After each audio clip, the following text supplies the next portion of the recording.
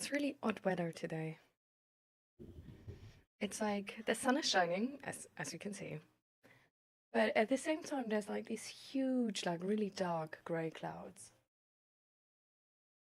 So, I don't know, it's like an odd combination of doom and gloom or doom and sunshine.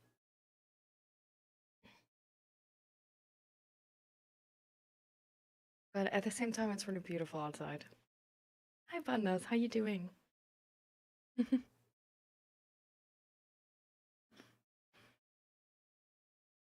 Welcome to the stream.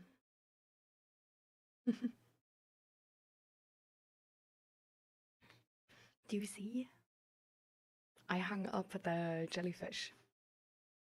Oh, I actually need to put in earrings, I just noticed. Because if I don't, my, like, earring, whatever, will close. So I'm gonna be back in a second.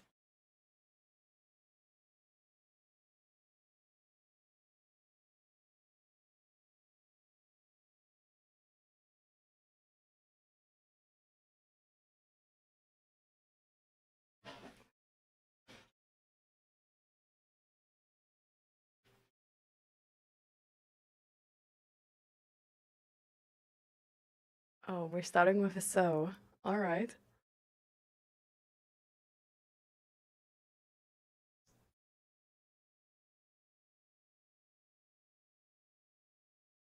More bad news. Alright.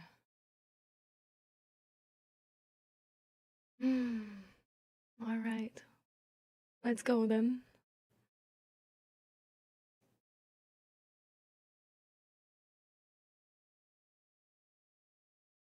What are the news?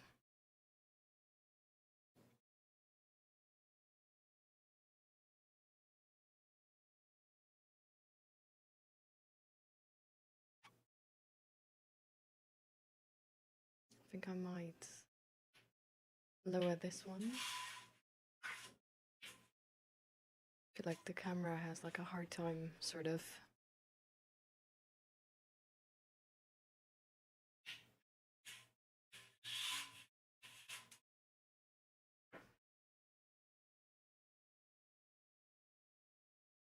Oh.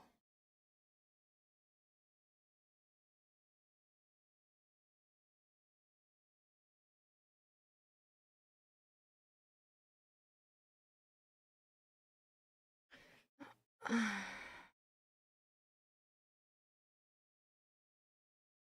might have more sick time because you're trans, but like how do they mean that?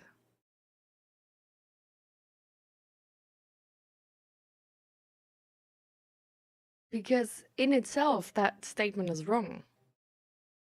Right? Like there's no, like, is there any indication of that?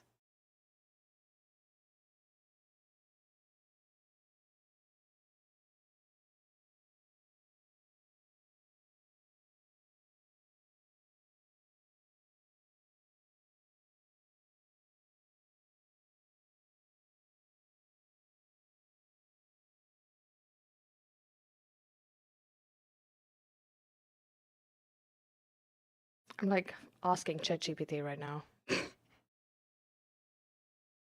No.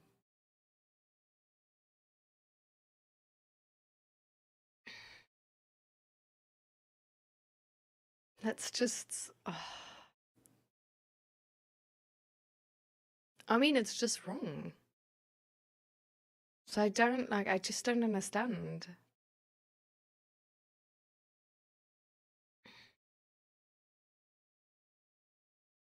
Oh, that's stupid.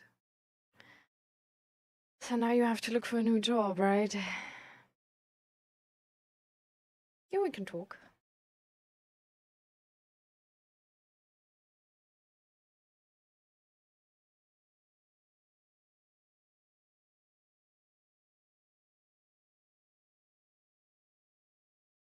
I mean,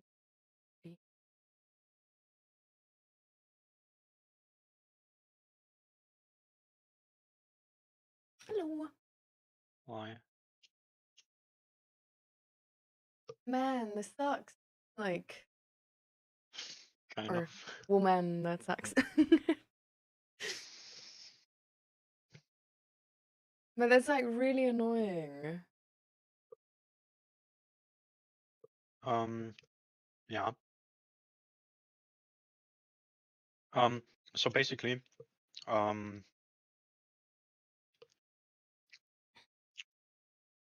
like my sick days are pretty average, Yeah. right? The thing is that I basically like I told you that like my therapist and stuff, they dropped me, right? Yeah. Yeah.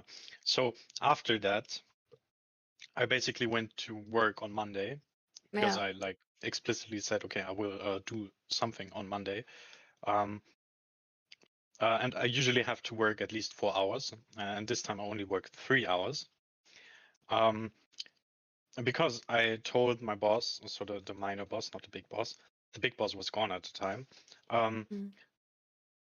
what's going on, that they dropped me and that I have to like kind of sort my shit. Yeah. And then I was gone for the rest of the week. Right?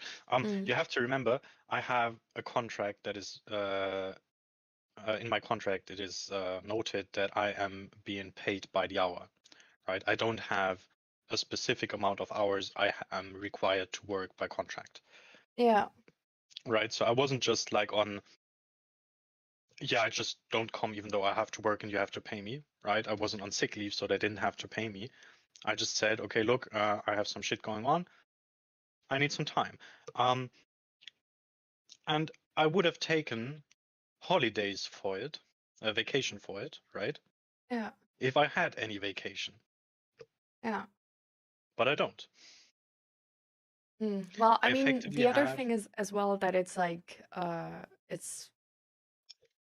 people are like I don't know why, but like well, I guess I do know why, but I think it's stupid. I know that in work environments, especially bosses really don't like if people take like spontaneous leave because they sort of like want to plan with your like workforce, which I do sort of understand, but at the same time, for example, with Zach's work, even though they like he has like a full contract and it's like it's not like a project which is like has to be like there's like a certain workload for the week. Like you can like sort of like easily switch it to next week.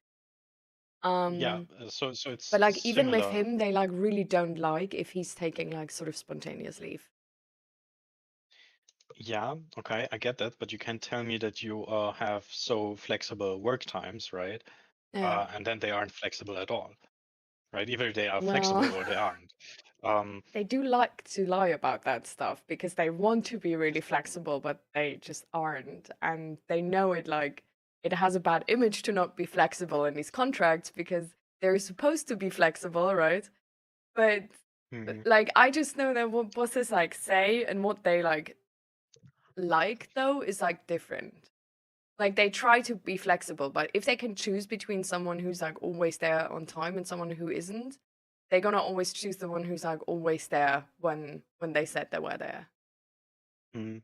So it's not something they sort of say out of their own will, but more of like the market sort of like tells me to like needs me to say this, I guess. But Yeah. I don't know. I think it's like really stupid to just like blame it on like because you're trans. Like if they like actually like said it this way, like you might have more sick time because you're trans. It's like Like they didn't specifically said that, but like it was like they didn't straight up said you are trans, might have more sick time. They said yeah, basically like, you know, with your situation mm-hmm, you has more might be sick on longer time. leave. And then basically like the thing is she was like kind of like, yeah, we have to talk about giving you a contract, so it might be that I end up with another contract. I don't know. Mm, But my contract ends in like 1.5 months, so I basically have no time to waste. So I already asked for like a Zwischenzeugnis yeah. and stuff. And yeah, like 1 month ago, they basically said, yeah, they want to keep me no matter what, basically, because they claim that they are like very content with my work, with the work I'm doing. Has anything changed since 1 month ago? Was there any? Oh, they still claim to be content with the work I'm doing. They are just not too content that I was missing, because I effectively missed like 2 weeks. Because in the week where I was gone to get my shit together, Yeah. I had a handball match and broke a rib. And next week I went to work and had quite a lot of pain and was like, yeah, okay, look, that's not working out. Yeah. I'm gonna take sick leave. So I was like, yeah, I was effectively 2 weeks gone. So I get that they are not happy with it, but like that's not something that happens like every second month or Yeah, it something, was right? just I sort mean, of like an it can of unlucky course happen coincidence. that I like go to handball again when it's all healed up and immediately break another rib or do something even worse, right? Yeah. But that's like basically saying, okay, someone got run over by car, was 4 weeks incapable Yeah. of working. There's a risk that might happen again. Let's rather not give him a contract, right? Like, I mean, I'm gonna say like this is not like I heard stories like this. Like I don't know, like Zach got being talked to about having more sick days even though he had still little in a year where he had COVID. yeah.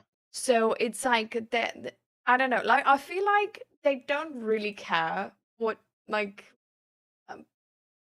I don't know, like it doesn't need to be logic or anything. I think like they just don't like anyone being like gone for a certain amount of time to get like their work done. And I think it's maybe more something like from the bosses who don't really care about you individually, but who are more like get this work done and I don't care who's doing it, you know.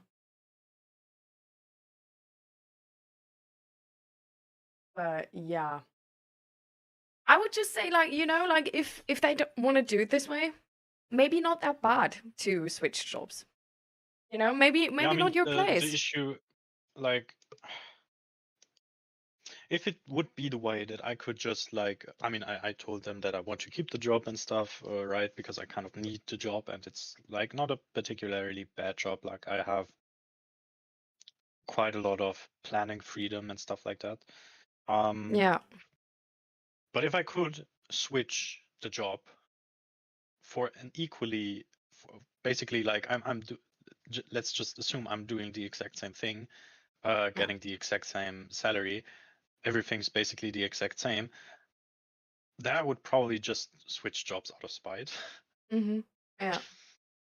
I mean, it's not really just out of spite, right? But because this has like influenced your trust towards this working environment. Like you don't know when the next thing is gonna happen like this. Like if there's a chance to have like a more stable work environment and more stable sort of like working relationship with your bosses, that's like that's a really like obvious advantage over that place you work right now. Yeah, I mean, the thing is, the next contract would run over 1.5 years, Mm. and after that, it's like non-negotiable. The way it works with the ZDF is you get a 6 months contract, which is basically like I don't know, probation time or something like that. Yeah. Which is usually included in your standard contract. So even if you have like an unlimited contract, then you still have this 6 months periods where they can just fire you at will. Like in this case, they couldn't just fire me at will because I have the contract is timed to 6 months, right? So they can just throw me out earlier without paying me compensation.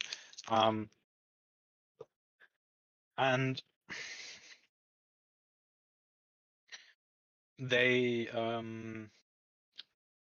would give me another contract if they decide to keep me over 1.5 years, right? And after that, it's over. Like, that's not negotiable.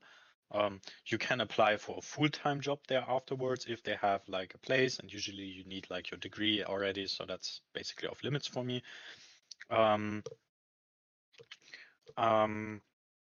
So yeah, that's Oh. like basically it. So if I would get the new degree, I would have like a chill life basically, because like they are not like transphobic or something.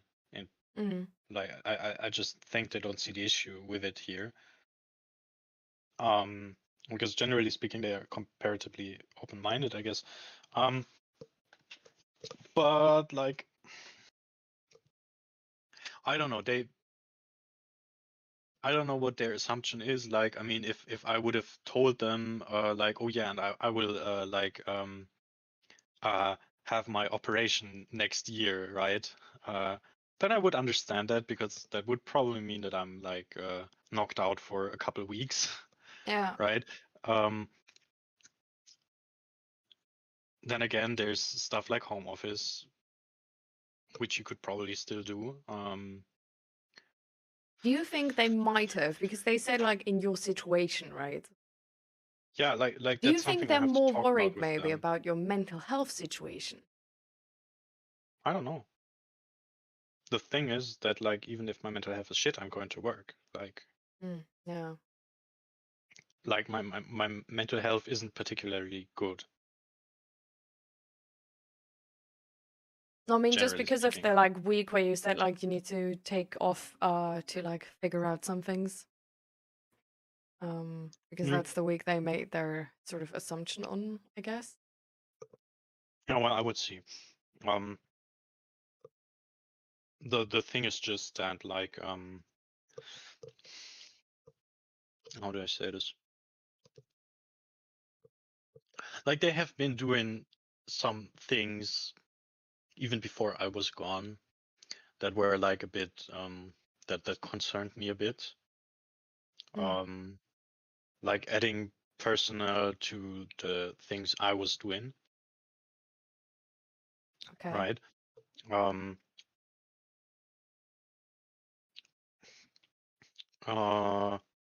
Which part of the concern was because like that was like the job that I preferred doing. Like I still have work. It's not that I just sit around and do nothing. But like they actively added people to tasks that I could easily do on my own for some reason, which kind of feels like, yeah, okay, the plan is basically to kind of replace me. Yeah. Right, because it's basically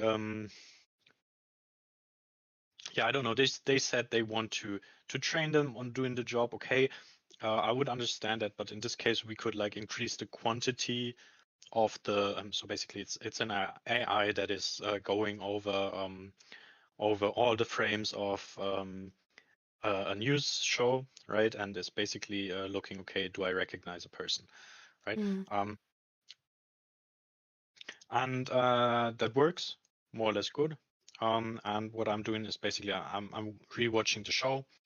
I'm rewatching the show and write down, okay, who was recognized, who should have been recognized and stuff like that, right? So I have like a bit of analysis to do that. Yeah. Usually comparatively simple. Then what I also did was basically when we had like the whole process for like I think August all packed up, I basically made the analysis for the overall result.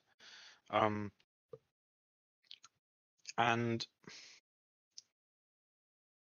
generally speaking, like Monday is usually like the bigger bunch of work because then you have the shows from Friday, Saturday, Sunday. That usually takes like 2 to 3 hours to make all of them. but every other day you only have one show to analyze, Yeah. and it takes like 1 hour max, Yeah. right? So that's literally something that I can easily do every day of the week, right? Yeah. Yeah, they added like I have 2 days this week where I'm supposed to do it. Funnily enough, like Friday is my free day usually. They added me to work there on Friday, every Friday this month. Mm. That's why I'm here right now. Oh well, no, never mind. It's past 12, so I would have been here even if I would have gone to work, but I wasn't at work today because I have to go tomorrow because they, for whatever reason, put me in on Friday.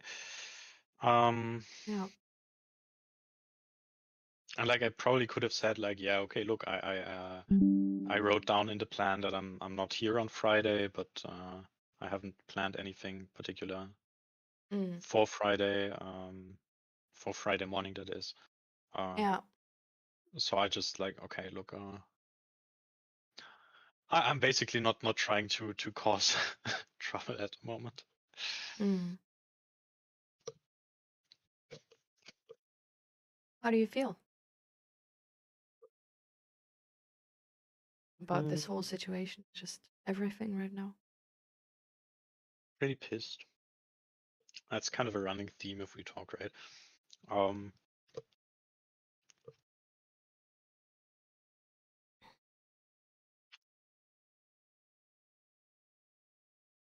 Why specifically? Mainly because they like they effectively said that they will give me a new contract no matter what, right? At the beginning of at the end of August, start of September, because I said like, hey, look, I can't really allow myself to have like this gap in my finances if I wouldn't if I wouldn't find a new job in time. Mm. And I would like to have the situation handled rather sooner than later, right? Yeah. Now it's 1.5 months later. Mm. The situation hasn't been handled, and they effectively told me, yeah, look, we said back then it's a formality, but now we kind of changed our minds. And if they would have said something like that back in the day, right, that they have to talk about it, Yeah. then I would have said right away, okay, I please want to have like a Zwischenzeugnis, Yeah. and would have started looking for jobs. And now like I effectively need the Zwischenzeugnis. Otherwise, I can probably like do a couple tricks here and there,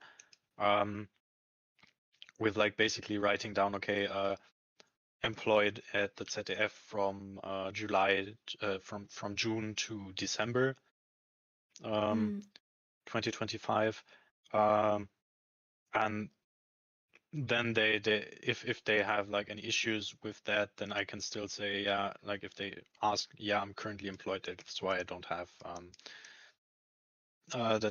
have like a recommendation. Yeah.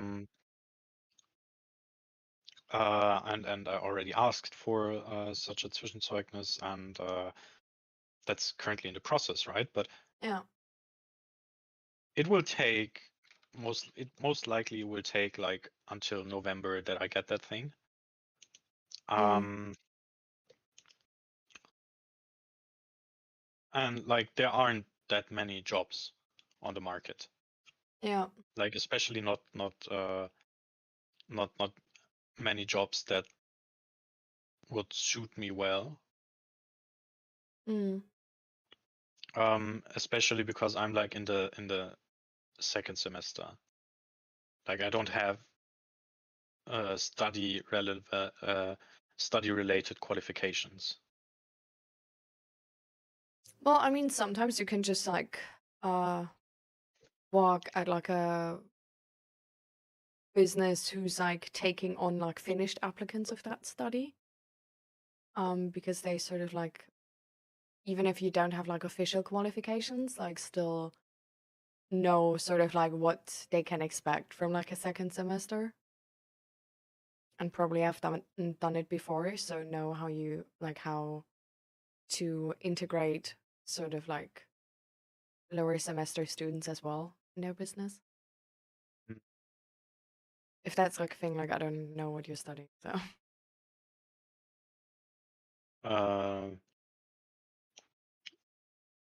BWL, I don't know what's that in English. What was it? Okay. Basically business studies, right? Yeah. I even think that that like my Hochschule, Yeah. so basically university, but not quite university. It's same degrees, right? Yeah. Like some people really make a difference, but the difference is more like Hochschule is usually more practical, right? And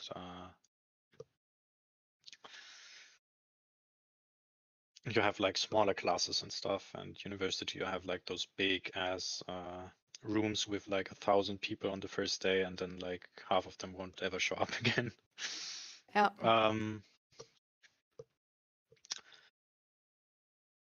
But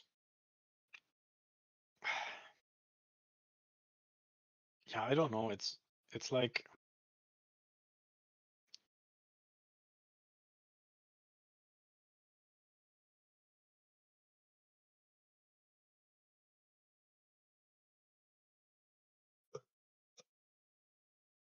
it is pretty hard for me to find a new job, and like my current job basically isn't doing me any particular favor with it because it's very specific, right? Usually like jobs for students aren't oh look, you have this this AI that you have to train and stuff. Yeah. Right. And it's also like there are jobs for programmers, right? But I don't program anymore, and I don't want to. If I'm being honest, and I'm really bad at it. And even for that, the job at the ZDF wouldn't really help me much. So like the best thing I can get from the recommendation letter is that they somewhat tell that like, yeah, I did good with Excel or something like that. Mm. And that I like showed up on time and was reliable and stuff like that. Mm. But qualification wise, there isn't anything that really like adds to my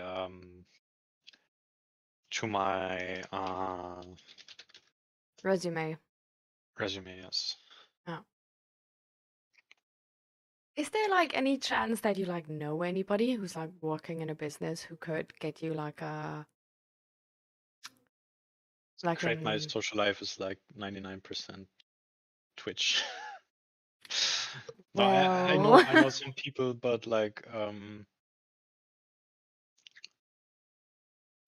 my my two best friends, like one works at a company where I used to work where I dropped out, so that's not an option. Mm.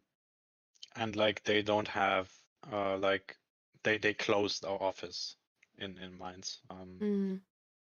And the other one? So that and the other one is working at a small IT company that is like I think half an hour drive from here. Mm. If you have a car, if you don't, it's like 1.5 to 2 hours by bus, Mm-hmm. Okay, I see. which would be better than nothing, but is heavily reliant on you having a driver's license because they like they are going to customers and do work there, right? Mm. So Is there they don't anybody want to from your hire me. studies who's like already working in that field, or like anybody from university can help you to find a job in that field? Like at our university, there was always like a sort of like businesses who were like halfway involved with like a certain study. So for example, the first business I worked at actually with like IT was they actually like finance like an entire room of their university and called it like their business. So it was low-key like one of those situations of like, hey, new students like come here. And that's sort of like how we got involved with them. And then I don't know, there were just like multiple students working there. And so like I, for example, like Zach was working there already, and then like he just like asked his boss if they like need another one, and then just I just had like a meetup with him. Yeah, I And assume you were at the university, right? well, no, actually it was like a Hochschule.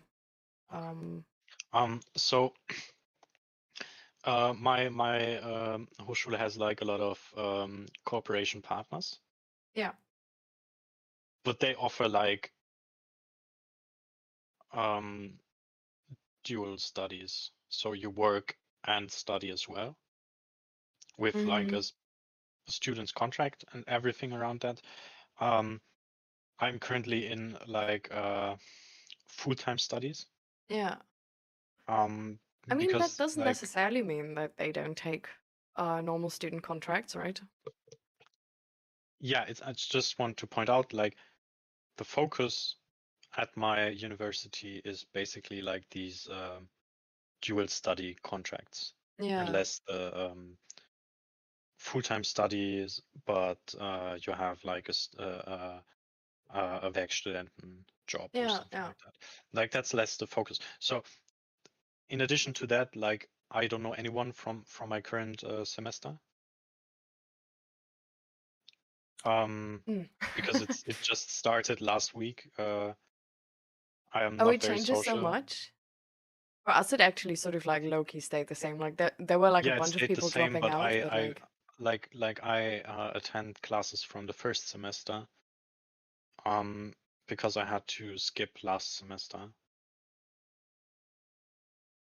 So last semester was my first semester. Currently, I'm in the second semester, and I still attend like classes from the first semester because I couldn't write them. Oh. Right, I couldn't attend at the exam, which is like fine for me because in the other semester there were like a couple of minis. So I basically got rid of them this way. But that effectively means that I basically know no one. So I don't know what kind of jobs they had or have. I mean, you can always just like ask professors if they have like any if they know any businesses where you could like apply, or yeah, I could try that, but or sort of like also just like the what they professor. would maybe like suggest. Like you're in second semester, you don't have many like qualifications yet, and like how does this whole like application process like work? Like what's best to do? Like how to best build your resume, stuff like this. Like I think there's a lot of resources around you. You just need to ask, you know. Like people generally really want to help, and like especially if you go to like a professor, like some of them of course are just like bothered by the work and like they don't want to be bothered more. But there's others who like actually get like really excited if a student shows the sort of like initiative to actually like want to get better, want to like properly integrate in the field, want to like get like a proper job and stuff like this. And most professors are really connected in the field. Yeah, potentially that could work. The thing is, the classes I attend are law. Because that's what's still open from last semester. So my prof is a lawyer. Doesn't mean he doesn't have connections or knows how to like how to best get into a business with being in the second semester only. No, Like I mean, it's I don't know, probably like worth a shot. business, like honestly, like studying business is like I don't really believe there's only like little jobs because it's such a widely used thing, you know, like every lawyer firm is a business. Like every business of any like you can work at any business. Like even if they code, even like no matter the product, you can essentially work in any business. And I feel like there's like I feel like this field is like hard to sort of like grasp what positions can look like, because I think it's like a really high variety sort of like job field where like your job can look like really different from like business to business. But I feel like, like if you need any support and if you're like on a time schedule sort of, like don't be afraid to like ask somebody who's like more integrated in the field, like especially if you don't have like much contacts on your own, Like honestly, like getting jobs through physical like contacts of like people is usually like the easiest, and not only the easiest, but it's also the like those positions are usually like easiest to like find like good salary in as well. Because you are just like they're more sort of inclined to give you like a better salary, because they feel like they know you better than like some random stranger who just applied.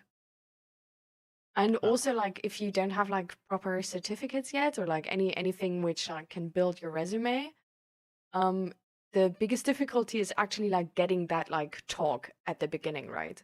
Which you usually get once you like, if you have like somebody who works there or like who has a contact there and it's like, hey, I would have like, do you need someone, like I would know like a student who's like has been doing like really good in this and that, and he's looking for a job, and then you like instantly have that talk without having to go through this like resume check, and can sort of like explain yourself, which at least for me this was like the easiest way to get a job, like because my resume or whatever, like it looks like trash, honestly. Like I did so many different jobs, but the funny thing is that I usually like I don't really think there's any job I couldn't do.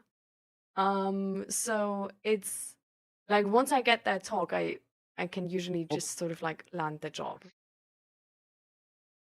Yeah, well,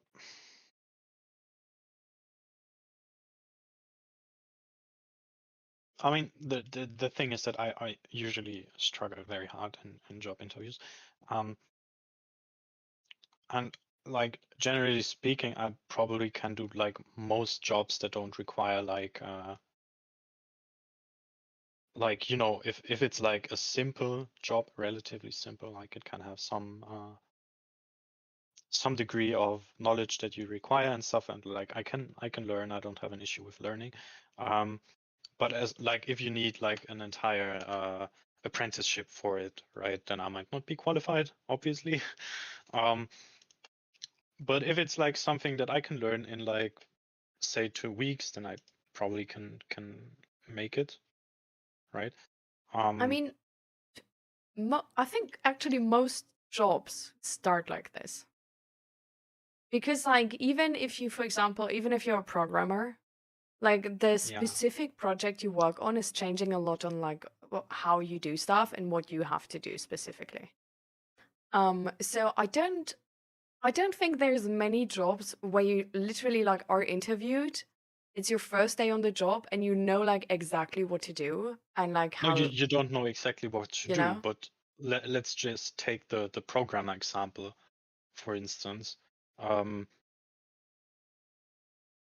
Like it of course it depends on how you learn it, which are the priorities of your company, what you're supposed to learn and stuff like that.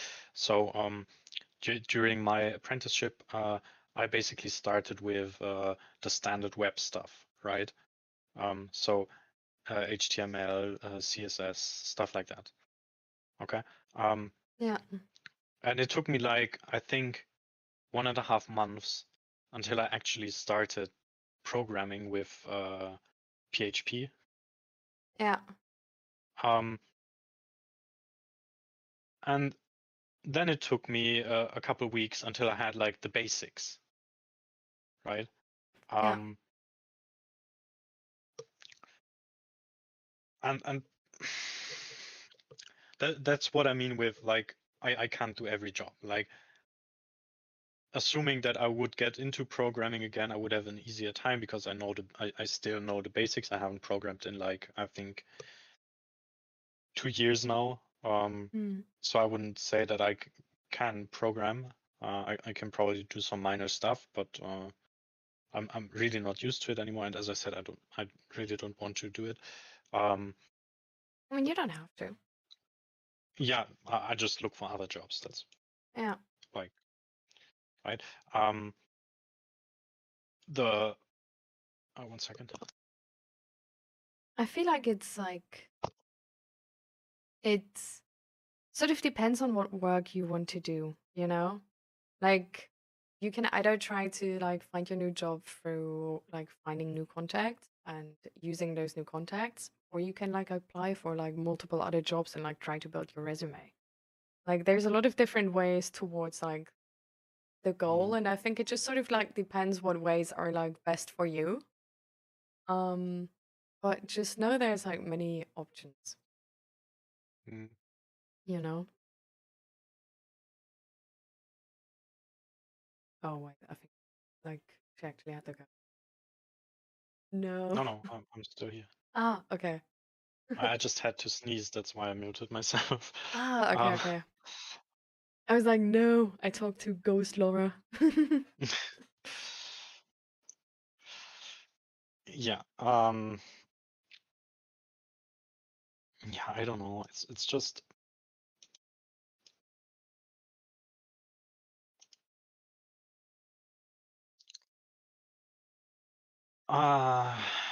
It's just annoying and exhausting, I know. yeah. And it's unexpected, right? Like you try to prepare for it, like you talk to them, you about like how you actually like you wanted like some sort of like clarification how things will go and how things will turn out, and and now you're like still in this situation. Like the exact situation you try to like prepare against. Yeah. And I don't know, I guess there's like a couple things to learn from this to get everything in fucking writing. Because people change their opinions, even if they like, I don't even think they meant it like they were like lying when they told you like they're really content and they definitely gonna give you a new contract. But I think it's just like with a business, especially with like multiple bosses, right? There's what one person is saying is not really like sometimes just doesn't hold as much weight. And yeah, I just think it's really it's sucky, but that's why you need to get everything in writing nowadays. Like that's the same with, for example, like back then my apartment and when we like talked to our neighbors and we're like, oh yeah, so you don't need like to know 3 months prior when we like leave the apartment, and we didn't get it in writing, and then we still had to pay. So it's just like like the contract I had for my first job, I had it more than half a year before that job started. That's also the only reason why I actually still had it when COVID was going on. Because like COVID had started, and everybody of our students, because it was like one of those semesters where you need to get like a job for like half a semester. Not half a semester, for a semester, which is half a year. And everybody was struggling to get a job. Like most people actually couldn't find a job because people didn't take any students or any other applications, right? And especially in like programming, like taking like a new person on if they have to do like home office, oh my god, what a hassle. And especially like a student where you know like they don't really know shit yet. Like and I had my contract already before COVID had started, and that's why I still had a job. Like I was still able to go on with my semester like regularly. Yeah. And that was only because I literally was like they told us like, okay, like now would be like a time to like look for look for a job, because like if you only start looking like 1 month prior, it can be sort of like a hassle, because like all of you are looking for a job, right? So like there's only like a limited amount of positions sometimes, so it can take like a while to find something.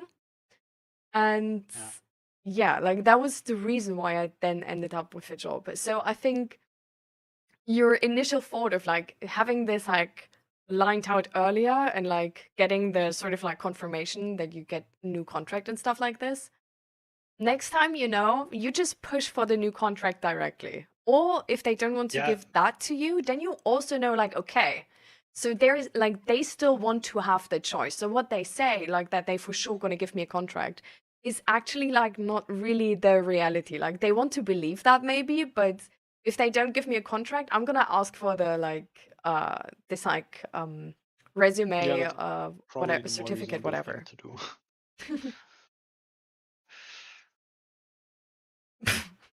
What is extent Berlin, bro? I hope you have a bad day. Okay. I know who has a bad day, apparently. You could talk about it, Berlin, instead of just portraying the negativity on other people.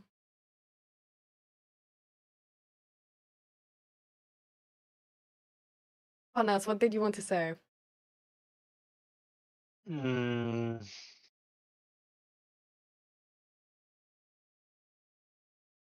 I don't know.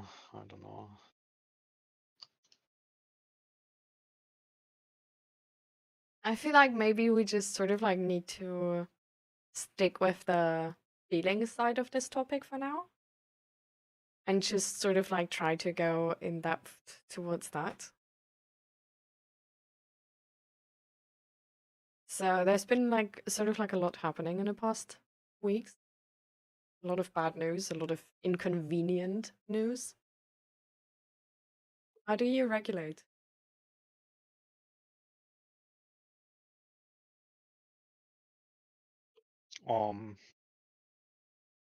I don't know. So how have you been sort of like holding up? Like, do you think it's getting like worse and worse and worse? Or have you like done anything, or like were able to do anything which sort of like helps you to get back to normal, or to get back energy to work on those things?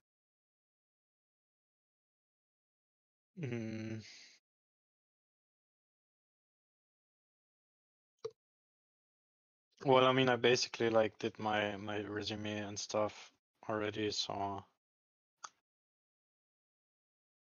yeah, I don't know. I usually just like kind of keep going, which might not be the healthy approach, but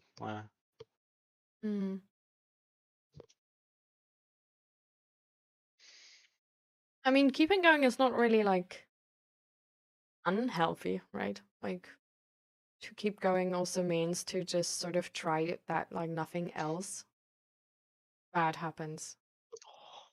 That like not more things go to shit, right? Like it's sort of also like maintaining the things you do still have. yeah, I mean that's basically a matter of priorities, I guess.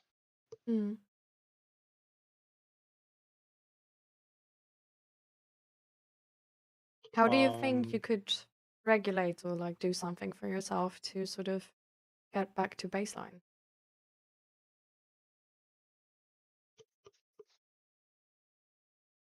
I don't know. Are there like any activities where you feel like you have more energy afterwards?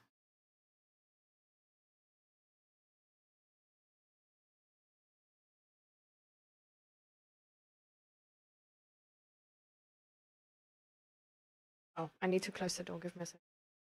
Yeah.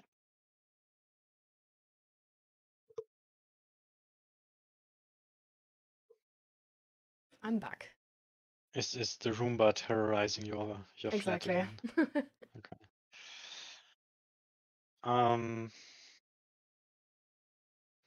I don't know. I'm going to play laser tag on Friday tomorrow. And it's something you're excited about? It's something I enjoy doing. Yes. I mean, that's good. I'm not particularly excited about because I like basically the people like two of them which with me is like 50% of the group have already sent me the money because I'm supposed to book the event, and it's like laser tag is not super expensive, right? But it's comparatively expensive. Yeah, So definitely. it's basically like 25 euros for 2 hours, right?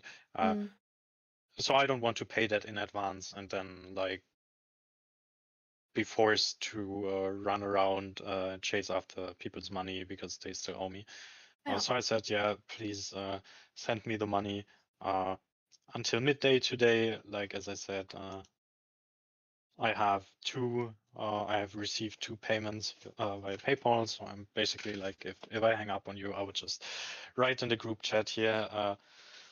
So if you still haven't sent me the money,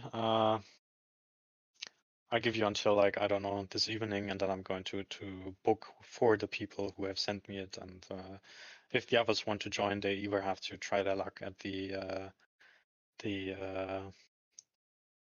counter and see if there's still place, if they still can acquire tickets or not, or have to book for themselves. But I like in most cases, if there are enough people, the laser tag hall will make like multiple groups. Yeah. Right, and they will get like a colored tag, and those groups rotate. So you don't play every match that is being played, but you basically play one and then you have to take a break and then you play the next one. So I told them, yeah, it's probably more favorable if we book as a group, because then like we can play as a group. In opposed to when everyone books for themselves, it could be that they assign us to different of those groups. Yeah. Yeah, well, probably some people just won't send the money, and then that's like, okay, look, I told you how it is. Like maybe they decided otherwise, even though I asked them to please give me like some kind of feedback if they don't want to play, because like if they don't want to play for whatever reason, that's fine, but like I have to know that.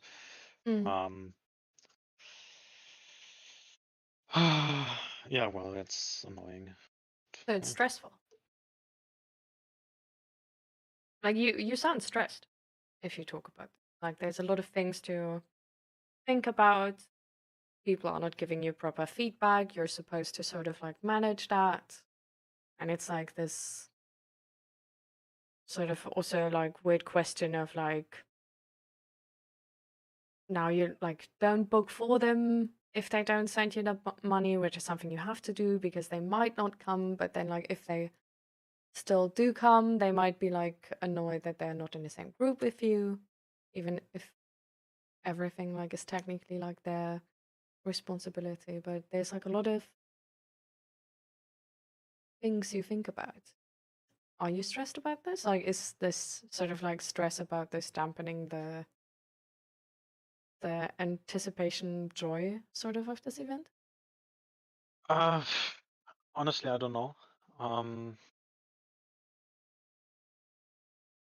The thing is,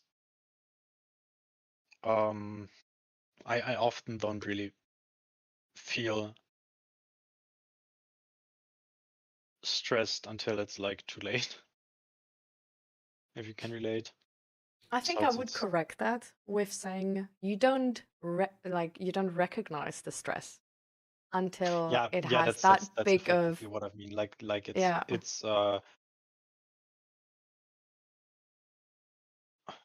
It's hard to notice, yeah. Yeah. I mean, that makes sense, right? Like for autistic people, that's like a classic thing. Yeah. Do you still think like your body is in stress? Like before you notice?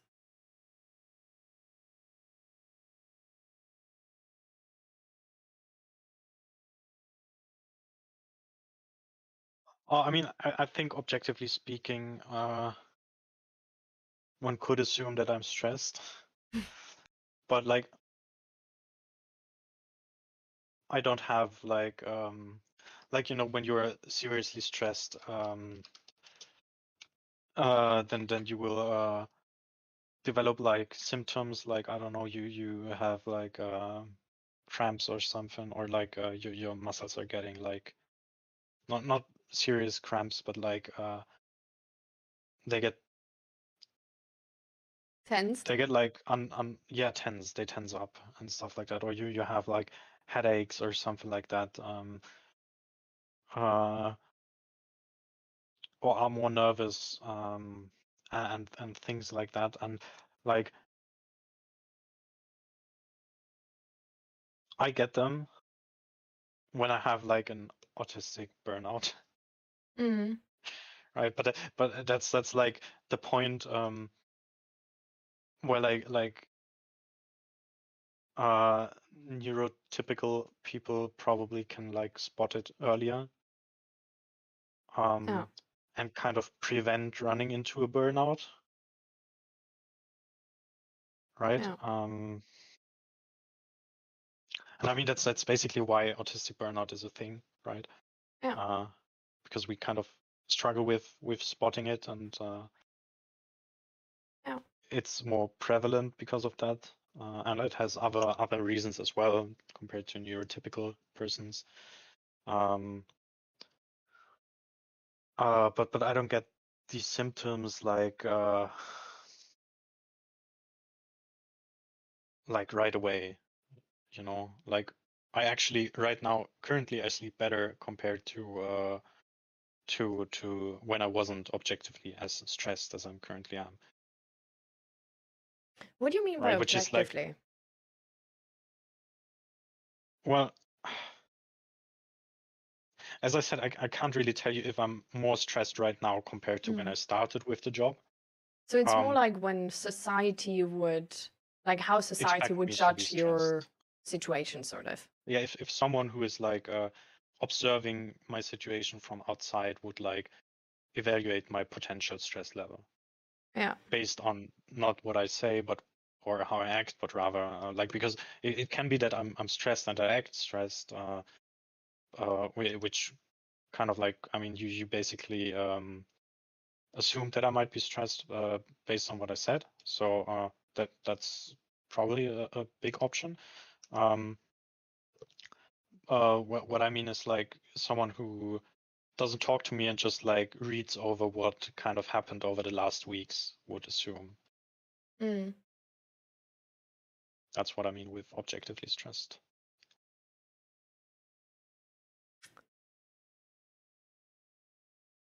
Yeah, I don't know. Do you want to sort of like change anything about that? Or change anything about the current way you're feeling?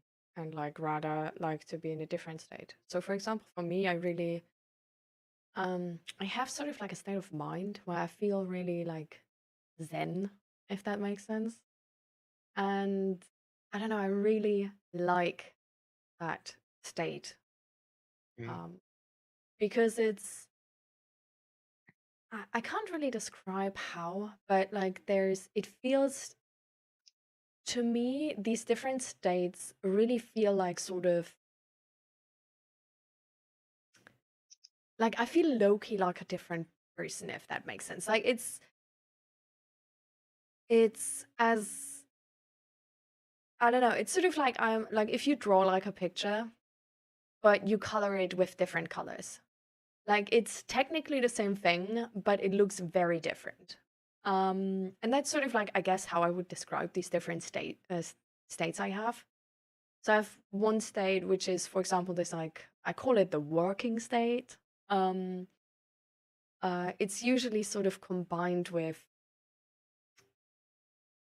neglecting my body more and not necessarily wanting to, but I just have like less connection to my feelings because I'm like really focused. Like I'm really focused, I'm really concentrating. It's one of those states where I'm like hyper focusing on something. I'm usually stressed because it's usually happening when there's sort of like a time limit or something on there, or like a resource limit. Like it's one of those. やばい、やばいぞこれ。ああ、もうこの味、俺好みなんてもんじゃない。これはもう俺のために作られた料理。それをあんなセックスをする男がこんな料理を作るなんて。約1ヶ月前。ちょっとオーナー、包丁なんて持ち出して危ないですよ。しまってください。私を騙してたんだな、スワ君。媚びを売るような真似をしてデートだってしたじゃないか。スワミスミ32歳の春、とてつもなくピンチでした。媚びって何ですか？そんなの売ってません。それにデートって店の器を見に行こうって言うから行っただけだし、食事だって断ったら悪いし。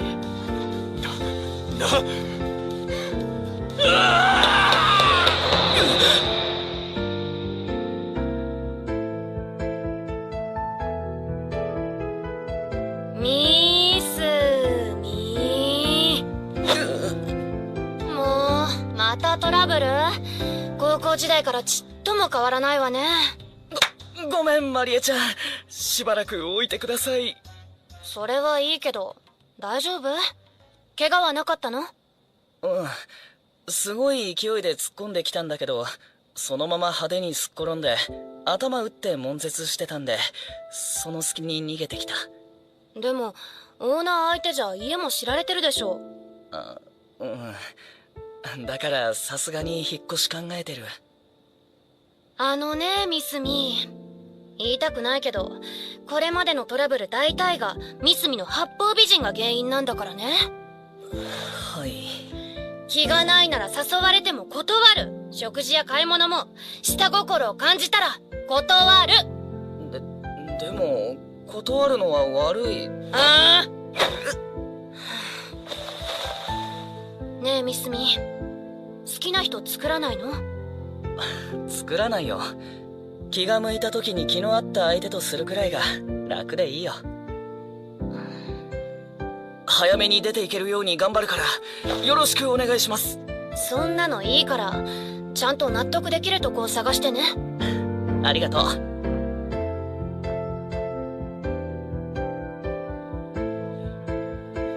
とは言ったものの、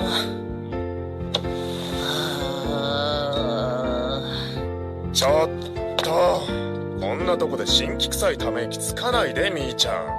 だって突然の食なし家なし辛気臭くもなるって。そりゃそうだろうけど、あんた利き酒師の資格持ってるでしょ。それって仕事探すのに有利なんじゃないの？とりあえず知ってる店3軒回ってダメだった。このご時世簡単に一人増やせるお店はそうないよね。このお店で雇ってくれる？ごめん、余裕ないわ。でしょ？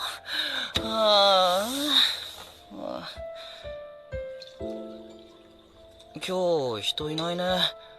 誰か知ってるやついればと思ったんだけど。なーに？男あさりに来たのね。だってこんな時の発散方法なんてあれしかないじゃん。ねえ、隅のテーブル席の人ずっといるけど誰か待ってるの？ああ、あれのんけよ。やめときなさい。知らずに入ってきたみたいなんだけど飲めりゃいいって言うし、あんたの言うように客も少ないから入れてあげたのよ。でもそれでもいるなら芸に抵抗はないんだよね。あんたね、それとこれとは話が違うでしょ。ねえ、だって今日はそのつもりで来たんだよ。顔も好みっぽい。彼何飲んでんの？教えて。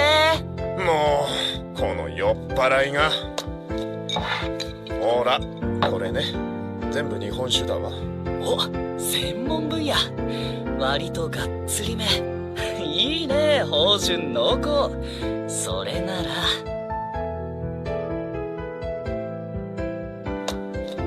どうぞ。俺おすすめの日本酒。おっと、マジでドストライク。木本作り好きでしょ？ああ。なんでわかった？飲んでるの見たら大体ね。俺利き酒師なんだ。へえ、見かけによらないな。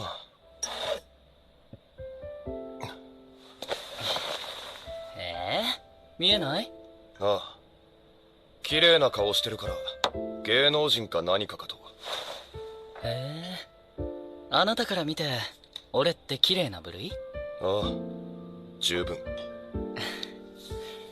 本当？嬉しいな。ねえ、ここどういう店か知ってるんでしょ？酒飲むだけ？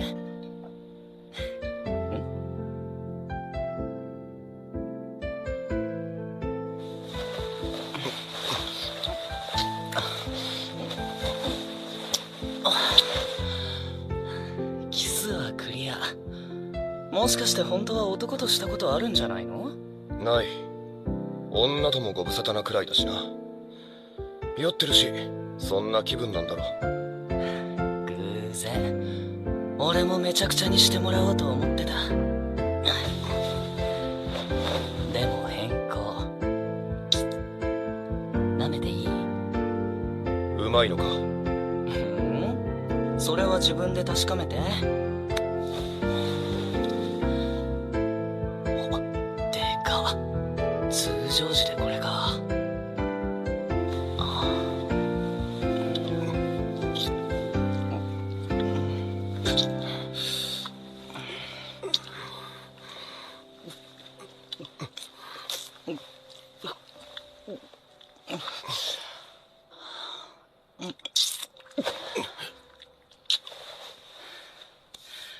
すっごい勘立ち。後ろ洗ってあるしすぐ入れられるけど。入るところが見たい。スケベ。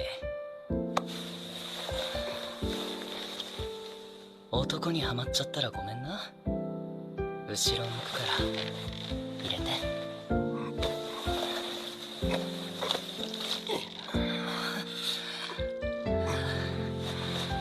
見える？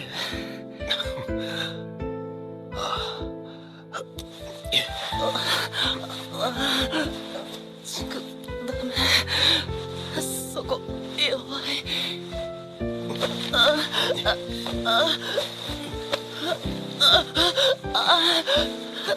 すご奥まで届きそう。響く。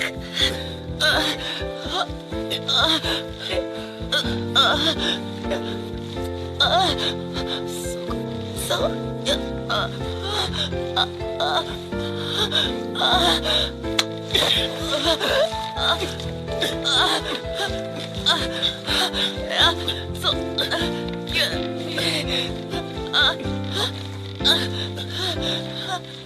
ダメ。そんな。なんかさっき当ててたとこ。そんな激しい。いきそう。いく。ダメ。もっと中。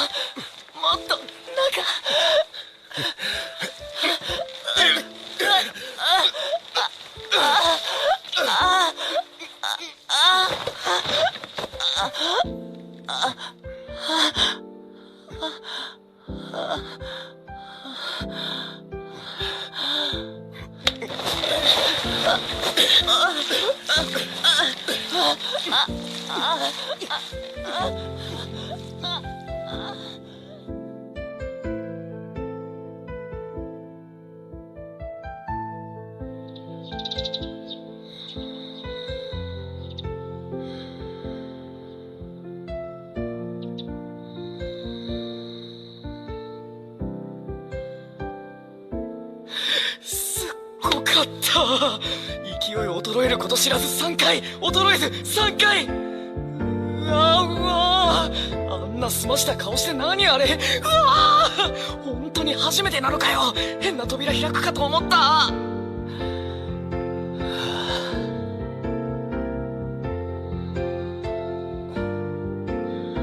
よく寝てる。あまり顔に出てなかったけど結構酔ってたのかな。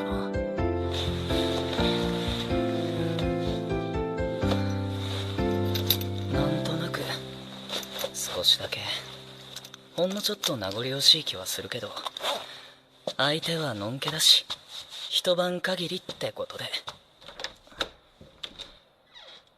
ごちそうさまでした。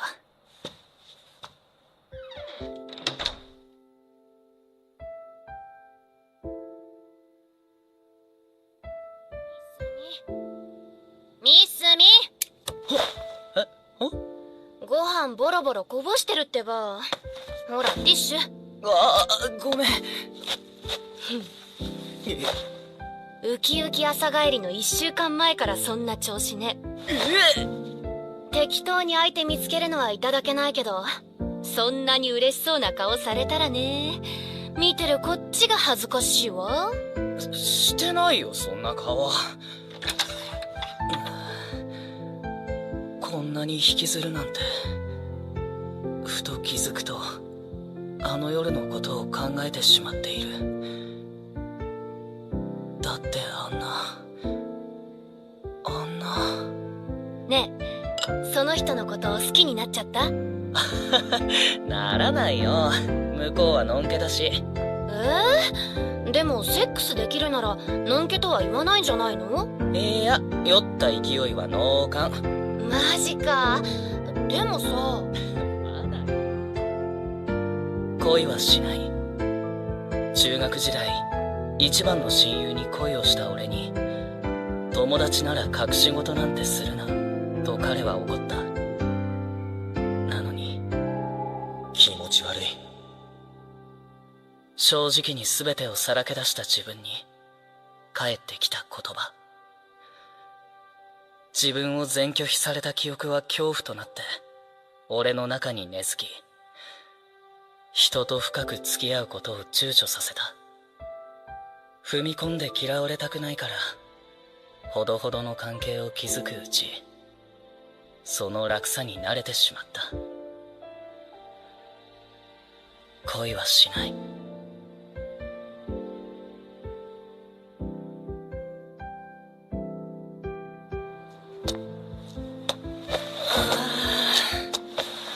5軒目もダメだった。職探しつら。当面大丈夫とはいえ、はよ仕事だけでも見つけねば。夕飯どうしよう。節約した方がいいかな。渋い佇まい。のれんと人目につかなそうな奥まった入り口。いい店の予感。何の店だろう。メニューも出てない。ライトついてるしやってるよな。店名、まず店名どこ？あ、こんな通路側の壁の足元に控えめにも程が。蕎麦友禅縦の。蕎麦屋。この敷居の高さ、これ絶対当たりだと俺のうまいものレーダーが告げている。そしてうまい蕎麦屋にはいい日本酒といい魚がつきもの。こんばんは。お？見ない顔だね。予約はしてるかい？兄ちゃん？いえ、予約はしてないんですけど。おや、そうかい。ここは夜の予約のみでやってるんだよ。じゃあ。おーい、せいちゃん。はい。お客さんだよ。飛び込みだってさ。一人分くらいなんとかなるだろ。ええ。あの夜の。嘘だろ、こんな偶然ある？どうしよう。どうぞ。コースでいいですか？あれ？もしかして覚えてない？兄ちゃんよかったね。週末なら無理だったよ。ええ、ありがとうございました。何かアレルギーは？あ、ないです。何でも大丈夫。あれを覚えていないとは。やっぱり相当酔ってたんだ。なんとなくほっとしたような、残念なような。お飲み物はどうしますか？あ、メジャー系と通好みな地酒でバランスよく揃えてるな。悪くはないけど。じゃあ、8本やりで。はい。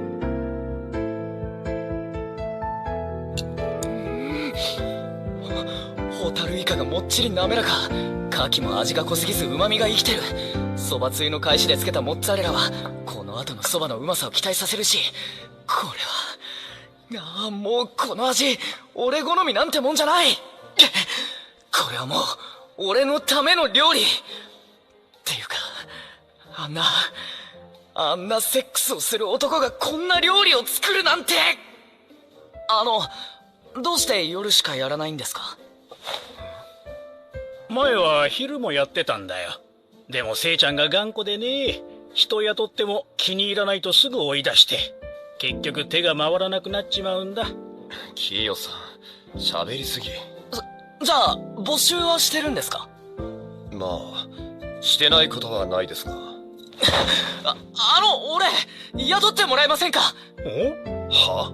今職探し中なんですけど、なかなか見つからなくて。10年は飲食店に勤めてます。居酒屋とか日本酒バーとか。履歴書あるので。それに。ああ、そういや、利き酒師って言ってたもんな。はい、なので。おお、兄ちゃん利き酒師なのかい。なんでせいちゃんがそんなこと知ってるんだい？ああ、いや、ちょっと彼とは10日ほど前に。なんだ、知り合いかい。覚えて。ああ、10日前のことくらい覚えてる。だって普通の顔してるから酔ってたし覚えてないのかと。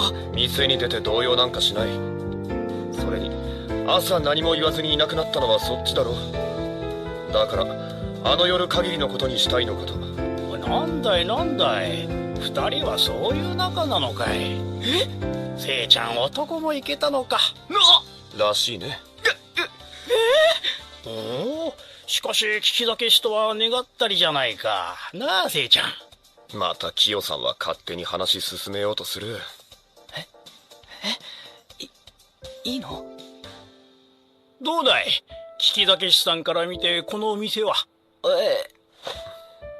正直に言ってみてくれ。じゃあ酒の揃えで気になったところ、銘柄はどれも玄人好みで店の雰囲気にも合ってると思います。でもセイさんの好みからか少し辛口に偏りすぎてるかなと。バランスは考えて入れてるつもりだな。それでも初心者にはちょっと。飲み慣れてる辛口好きの方でも出してみると案外厚みのある芳醇うま口を気に入ることも多いですよ。おお、なるほど、説得力あるね。どうだいせいちゃん。名前は？ミスミです。諏訪ミスミ。どう書くんだ？ああ、水が澄み渡るでミスミ。へえ、ミスミ。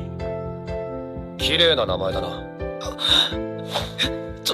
なんだ急に名前。真顔で何言ってんのこの人は。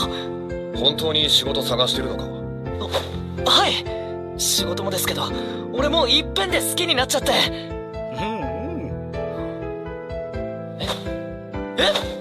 料理のことですよ。料理すごいうまい。なんで片言は。分かった。いつから来れる？やったせいちゃん、こんなに好きと言ってもらえたら嬉しくなるだろ。そうだね。その人のことを好きになっちゃった？ならない。はあ？なんでお前がキレてんだ？あれ、すみません。明日からでも来れますんで。そうか。ところで次のそばがき出していいか？そばがき大好き。そうかそうか。食ゲット。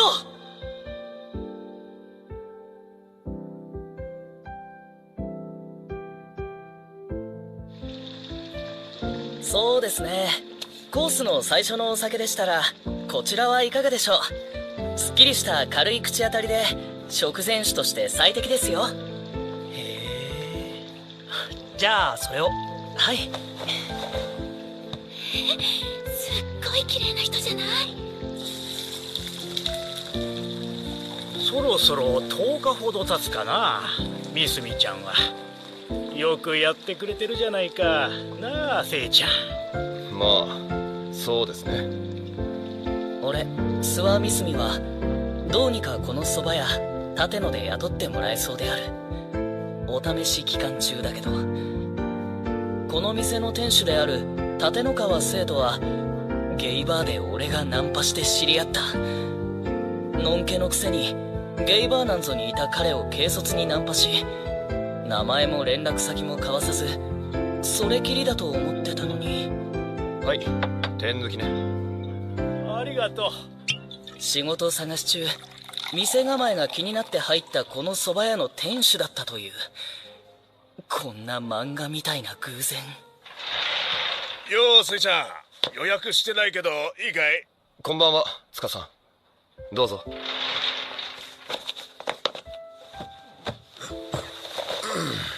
おや、珍しいね。3日と空けずに来るなんて。そうかい？うまいそば食いたくなるとここだからね。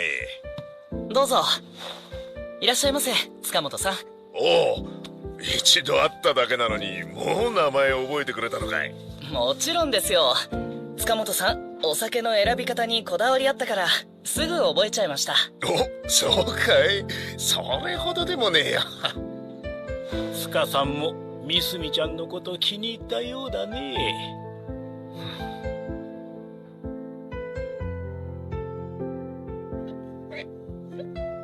いやいや、みすみちゃん慣れたもんだね。さすがプロの聞き酒師さんだけあって酒の進め方もうまいし。そんな、俺なんてまだまだですよ。初めて店に来た日と違ってずいぶん余裕だな。俺に告白かますほど焦ってたのに。告白？好きって言ったのは料理のことだろ。まあまあ、せいちゃん、かっこつけたい年頃なんだろ。年頃って俺30過ぎてるのに。俺たちの前までカッコつけることないだろ。前だからだろ。なんか言った？いいえ、なんでもありませんよ。そば少し残ってるが食べるか？食べる。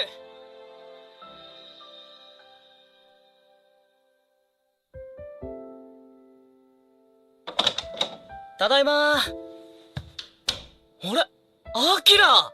よう、久しぶりだな、ミスミ。おかえり。福岡の転勤から戻ってきたのか？いや、それは来月に決まったんだ。その前にちょっと時間できたから帰ってきた。もう全然連絡しないんだから。昔からほんとそう、大事なこと言わないの。高校時代から変わらないよね、アキラのそういうとこ。それが理由で喧嘩ばっかしてたもんな、二人とも。でもアキラが帰ってくるならついに結婚か決めてたもんな。別れたりくっついたりしてきた二人が。やだもん。なんでミスミが泣くのよ。うちらすっごい迷惑かけたけどごめんね。特にマリエがな。そっか。じゃあ俺もそれまでには出ていけるようにしないとな。なんで？いいよ別に。聞いたぞ、災難だったな。今回はオーナーに刺されかけたって？私もアキラも構わないんだから、今のお店にちゃんと雇ってもらえるようになってからでいいじゃない。そんなわけいかないだろう。新婚家庭に居候って。今さらそんな気を使われるような話じゃないわよ。そういや、今までの荷物ってどうしてるんだ？ベッドとか。前の家に置いてるよ。でも次の家賃払う前には引き上げたいなって。包丁持ち出してきた相手に住所知られてちゃな。で、今の店には雇ってもらえそうなのか？感触は悪くないんだけど。けどなんかさ、週末はいいんだけど、平日がお客入らないんだよね。あんなにうまいのに。今のままだと俺、週の半分は給料泥棒。そんなにうまいんだ。行ってみたい。もう、すっげーうまい。もう少しの間客として通えばよかった。なあ、三角がそこまで言うなんて珍しいな。それでなんで客が入らないの？ちょっと商店街から外れた場所にあってさ。でも一番のネックは営業が夜だけ、基本予約のみってことかな。昼も開けられればな。それで一度でもメディア露出すれば一発だと思うんだよ。あんないい男なんだし。いい男なんだ。やっぱマリエちゃんには言ってないんだった。今働いてる店の店主が例の最高のセックスの相手だったということを。見ようによっては。は？何それ？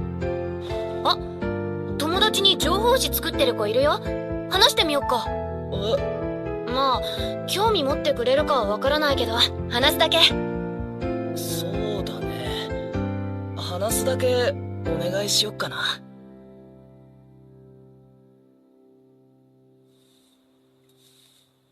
部屋探しか。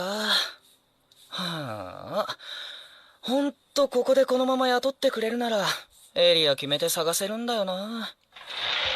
おや、三角ちゃんだけかい。あ、キヨさん、こんにちは。はい、こんにちは。セイさんは買い出しに行ってて、このキヨさんはどうやらただの常連さんというわけでもないらしく、営業時間外でもこうしてひょいと現れてはたわいもない話をして帰ってく。これあんみつね、冷蔵庫を入れといてくれるかい。お、ありがとうございます。セイさん、そろそろ帰ってくると思いますよ。買い出しくらい俺が行くって言ってるんですけど、信用されてないのかな。まあまあ、せいちゃんは自分の目で確かめて買いたいだけだからさ、許してやってよ。すみません。ですよね。せいさんすごくこだわりありますもんね。そういえば、せいさんこのまま俺のこと雇ってくれる気あるんですかね。あるならこの辺の不動産屋回るんだけどな。なんだい、住むとこ探してんのかい？そうなんです。今ちょっと訳あって友達のところに居候してるんですけど、結婚決まってて来月から相手と同居を始めるので、それまでには。あれまあ、そりゃ大変だね。ああ、みすぐちゃん、それならせいちゃんのところに住まわせてもらったらどうだい？は？ただいま。キヨさん来てたのか。また何の話？おお、あんみつ持ってきたよ。ありがとう。あ、山菜だ。まだこんな立派なフキノトウ買えるんだ。これ何？どうやって食べるの？花わさびだ。返しでつける。へえ、醤油でなく返しで。山菜に合う日本酒選ばなきゃ。で、何の話だって？みすみちゃんが部屋探してるんだとさ。若ちゃん出てって部屋余ってんだから住まわせてやったらどうだい？若ちゃん？そうなのか。いや、だからこの辺で探すっていう話を。ここはね、もともと俺の持ちビルなんだよ。それをせいちゃんに貸してんの。え、そうなんですか？そうそう、上が住居になってんだ。ま、部屋見つかるまでのつなぎでもいいし、新婚さんの部屋にいるよりはいいんじゃないのかい？いやでもせいさんが困るでしょう。別に俺は構わないぞ。店終わったら部屋見てみるか。な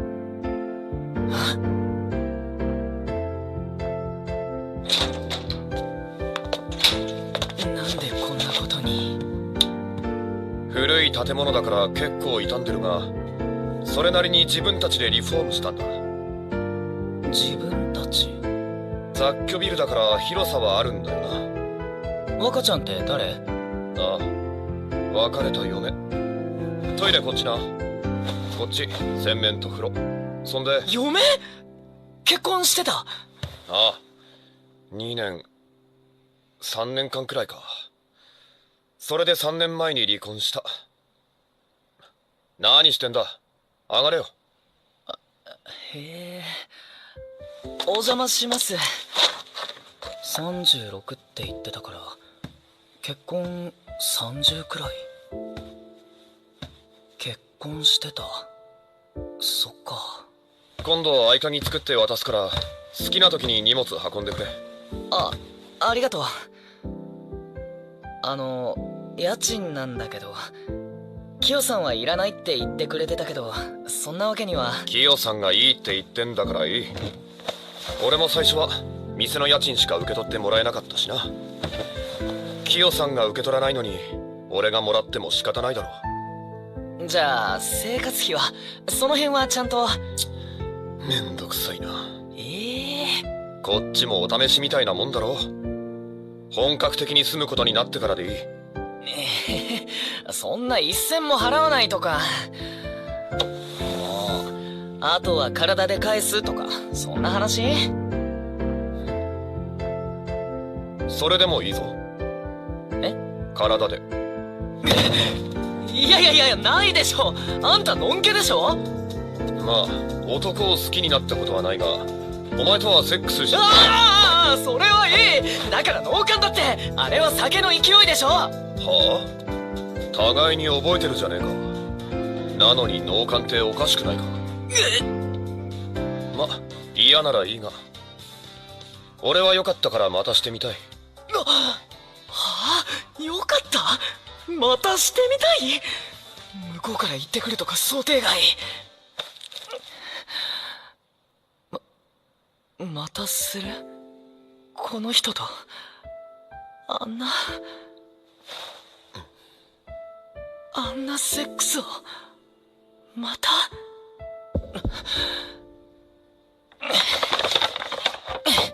どうしたんだそれ。一応お世話になるならと思って急いで手土産買いに行った。商店街の手前の酒屋さん。ああ、酒入り酒店か。ケーキ漬けに飲んどく。常温でうまいやつだから。なんだそりゃ。ああ、くそ。いちいち好みの顔しやがって。ねえ、なんであの日俺の誘いに乗ったの？男としたことなかったくせに。酔ってたのもあるが、ちょっとむしゃくしゃしてたんだあの日は。でもなんていうか、お前とはできそうだと思ったんだよ。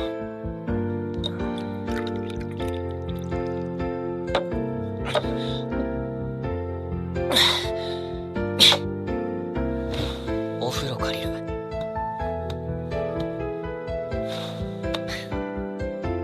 準備してくるから飲んで待ってて。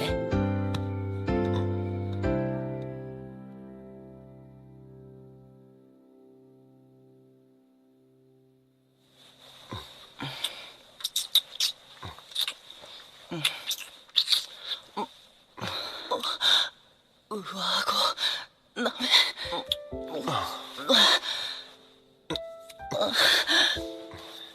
そういや胸弱いって言ってたな。よく覚えてる。ああ、割とちゃんとな。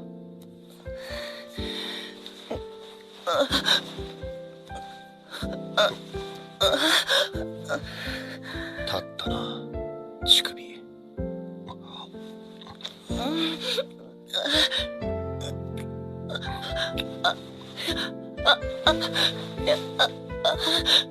ダメ。もうそれ以上すると。乳首でいけるのか。すごいな。そんな風になるのか。ここで。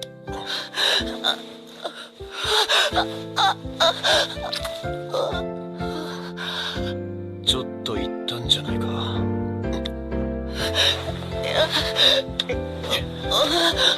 鳴らしてあるんだろう。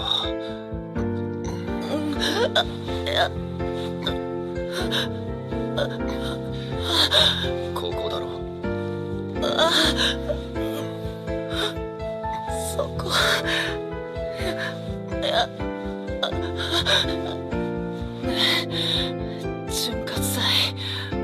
もっと出して。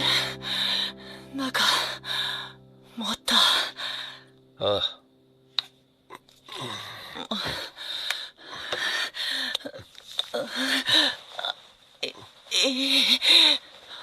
なんか気持ちいい。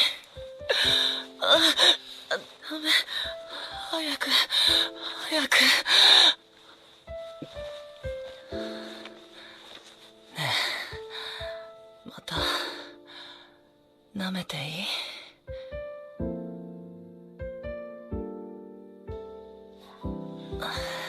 それ好きなんだな。好き。これで口の中こすられると気もすごい。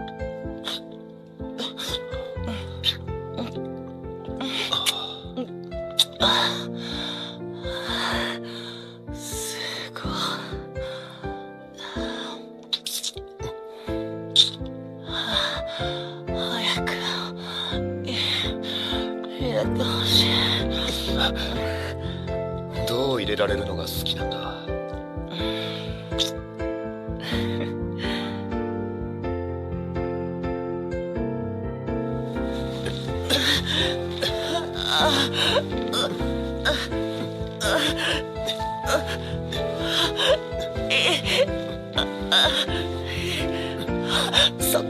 そこ好き。これがいいなんて案外普通だな。バックのが楽だしいいんだけど、相手の気持ちよさそうな顔見るの好き。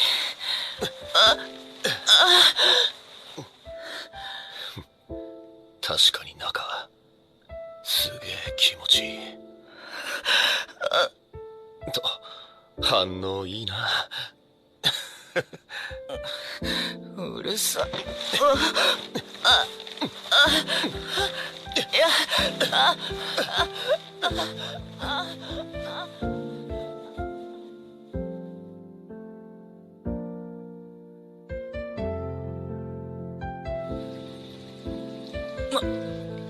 またやってしまった。どうしてタガが外れたみたいになっちゃうんだ。相手はのんけだって分かってるのに、のんけなのに。あんなの何度もしちゃったら。すみません。はい、何でしょう。やば、仕事中。おすすめの日本酒教えてください。はい。普段どんなものをお好みですか？甘めがいいとか、ガツンとくるのがいいとか。すっきりした飲み口で香りが華やかなものが好きかな。甘めも好きだけどベタつくのは嫌。なるほど。あ、こちらのダイナはいかがでしょう。甘めのお酒が出来上がる米を使ってるんですが、辛口ばかり作ってる酒造が使うとやっぱり辛口のものが出来上がるっていう。へえ、何それ面白い。それにします。すぐお持ちしますね。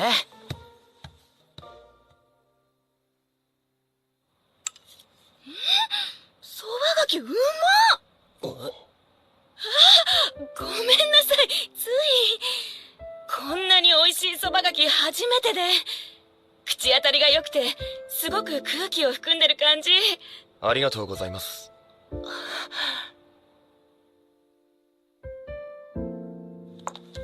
最後まで居座っちゃってごめんなさい。とても美味しかったです。また来ますね。ありがとうございます。お待ちしてます。おやすみなさい。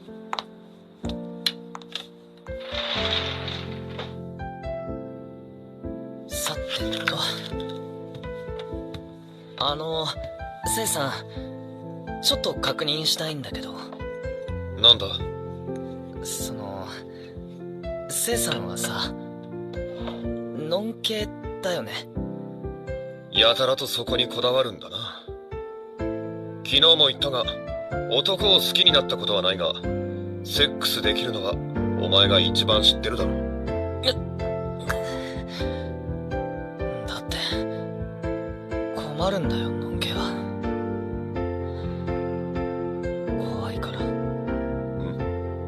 なんだって？なんでもない。とにかくもうああいうのはしない方がいいんじゃないかな。まあお前が嫌なら無理やりするわけにはいかないが。何？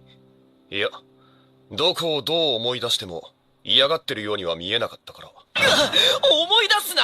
いやだってあんなに嬉しそうに舐められたのは初めて。とにかくもうしないから。そうか、絶対にか？え？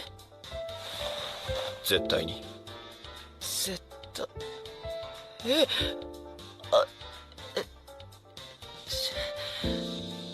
しばらくは？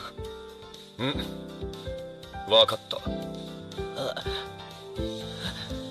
あれ？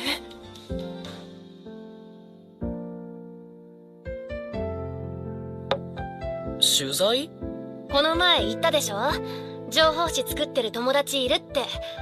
話したら実際にお店に行ったみたいよ。そうなんだ。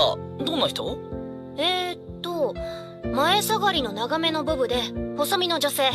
わかる？こんなに美味しいそばがき初めてで。あの人すごく気に入ってたわよ。本当？嬉しいな。じゃあ改めてその人紹介してもらって俺も一緒に話そうか。そうね、その方がいいかもね。やった、これでお客さん増えるかも。断る。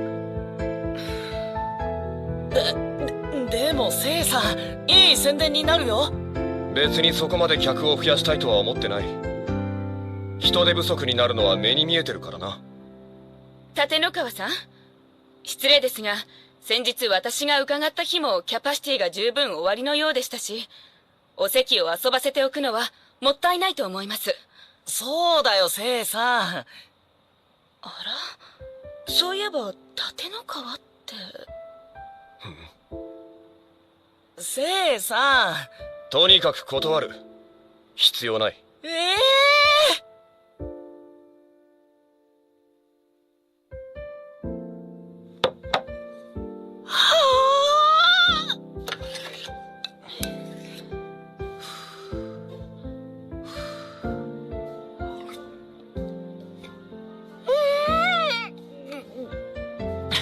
まかないなのに豪華だ。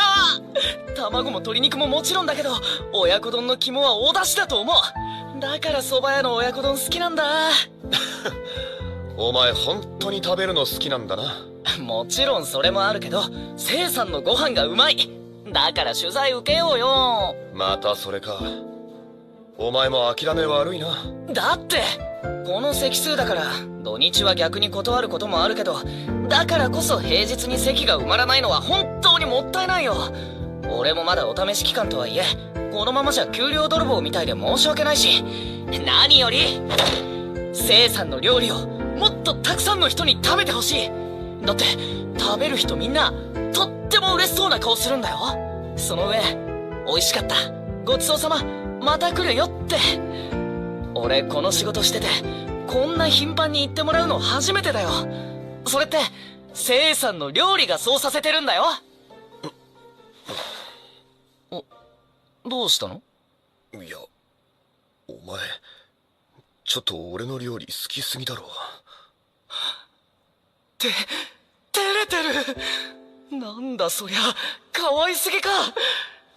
いやだって本当のことだし。それに俺今料理にどんな日本酒が合うか考えるのすごく楽しいんだ。今までもそういう仕事をしてたはずなのに、やっぱりそれもせいさんの料理があるからだと思うんだよね。おーい。おー、いたいた。キヨさんこんにちは。みーちゃん、ご飯食べてるとこ悪いね。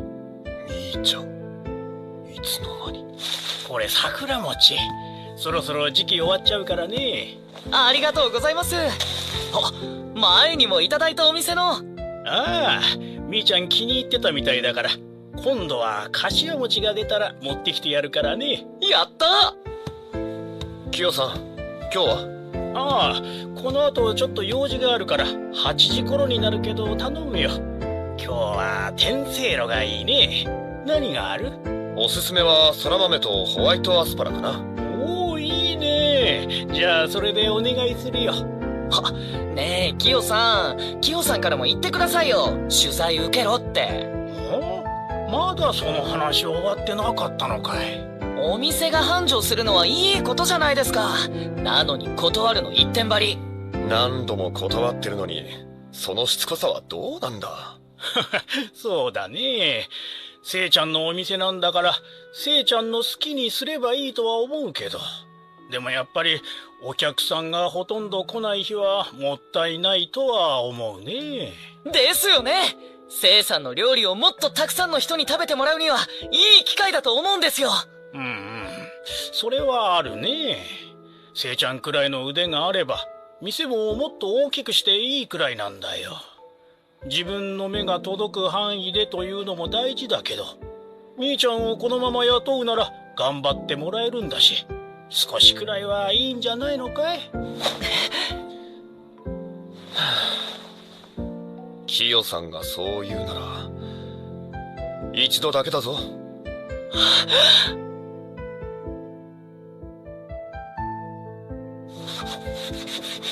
キヨさんが言うならか。俺なんか1週間言い続けたのに。ま、当たり前でしょうけど。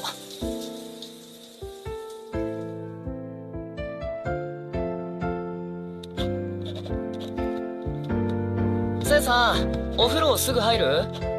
あお、新メニュー？あ、そろそろ次のシーズンもな。ああ、今から考えるんだ。1ヶ月以上先でしょ？まあ毎年大きくは変わらないんだけどな。いくつか新メニューを入れるからそれなりに時間はいる。初夏の頃だとなんだろう、アスパラとか。ああ、その頃は北海道のいいのが出る。魚ならアユだな。アユ大好き。あとキクラゲ。キクラゲ？キクラゲに旬ある？そりゃ生ならあるさ。生キクラゲって見たことないかも。売ってる？まあ、あまりその辺のスーパーじゃ売ってないかもな。どうやって食べるの？中華しかイメージないけど。だしと薄口醤油とみりんでうま煮にする。きんぴら風とか。へえ。キヨさんが好きなんだよな。それもあって毎年何かしら作ってるんだが、割と評判いいぞ。せいさんとキヨさんってどういう付き合いなの？昔から？もともとは俺の父親の古い友人だ。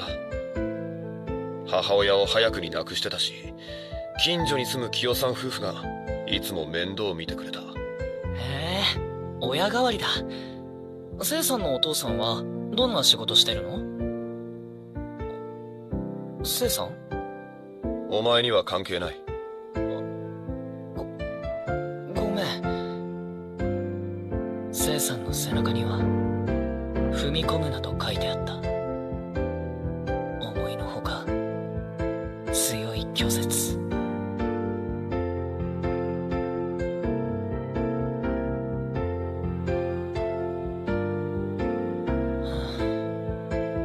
特に仕事に影響はないけど。お前には関係ない。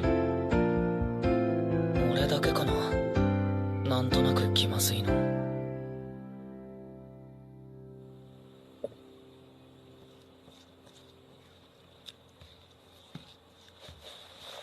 せいさん、今から打つの？営業後に珍しい。そろそろ粉の配合を変えるから試し打ちだ。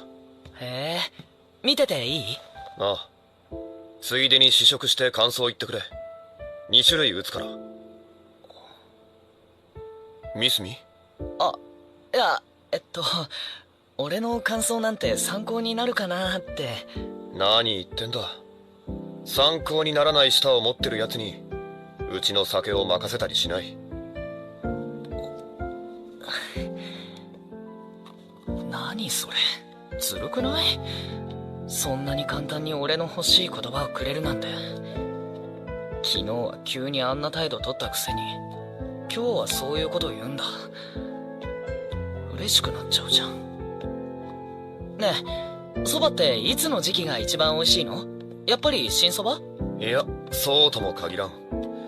うちで言えば時期によってそば粉の割合を変えてる。それに新そばでも風味を立たせるのにあえて古いものを入れたりするんだ。だから言ってみれば通年うまい時期だな。なるほど。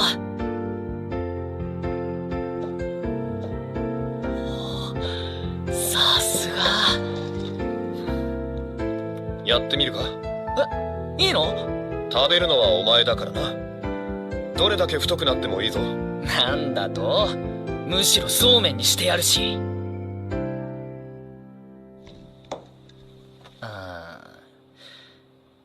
きしめん？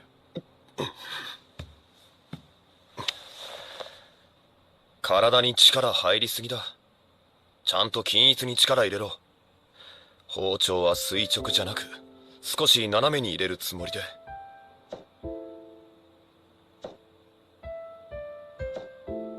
昨日は悪かったな。いや、言い方が随分剣があったと自分でも思った。なんだ、聖さんも気にしてくれてたんだ。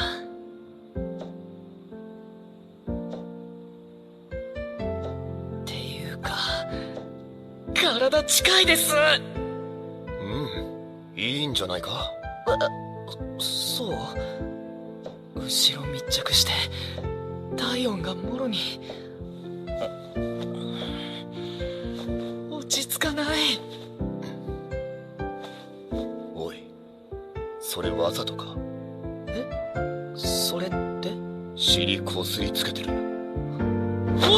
全然わざとじゃない。そうなのか？しばらくはしない宣言撤回かと。継続、絶賛継続中です。聖さん、離れてほしいんだけど。これくらいいいだろう。本当に弱いんだな、ここ。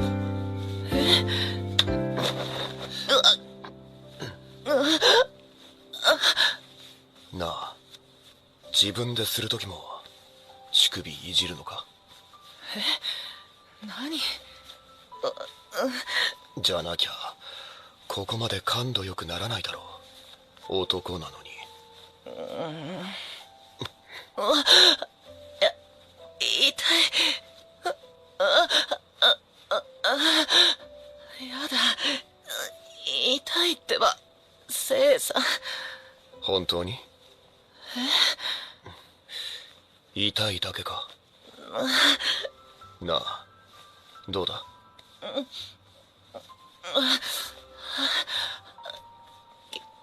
気持ち、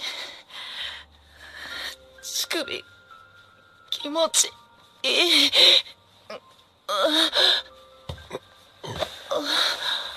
聖さんのも硬くなってる。やばい、これ以上されたら乗っからない自信がない。口でするから、もう。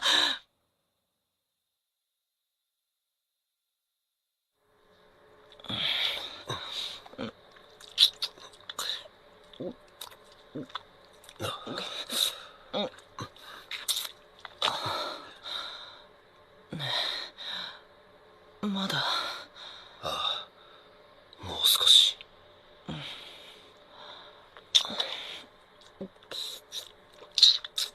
や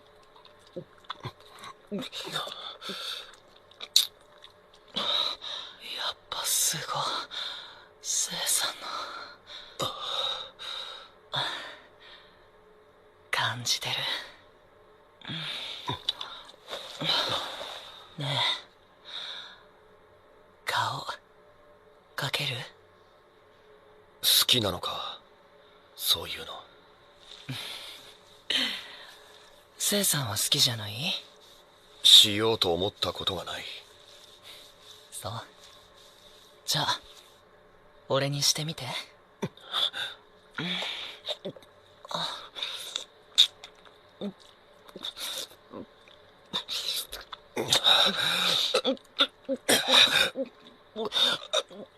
出すぞ。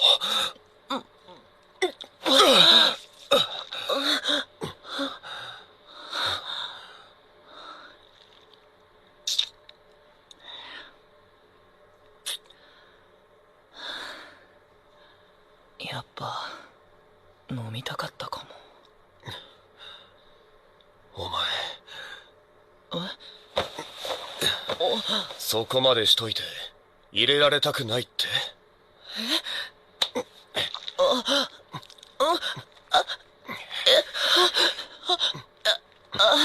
やだ、ダメ、指ダメ、やだ、指。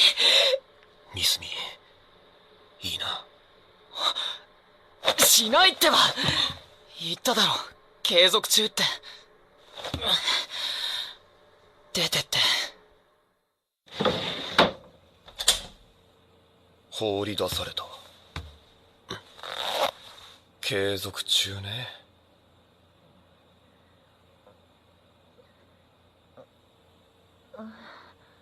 一体何をそんなにこだわってんだ？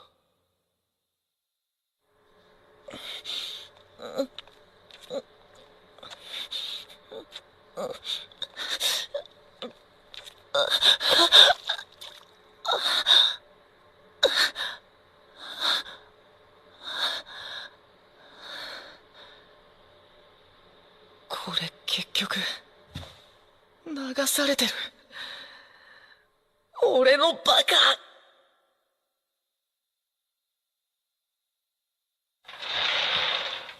おいみーちゃん、柏餅持ってきたよ。ありがとうございます。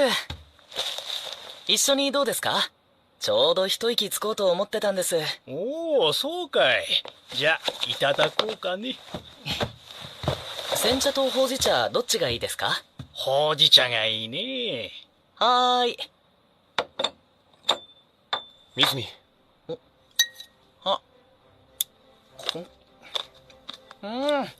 昆布が効いててうまい。でもちょっと塩辛いかな。だよな。漬け時間長すぎたな。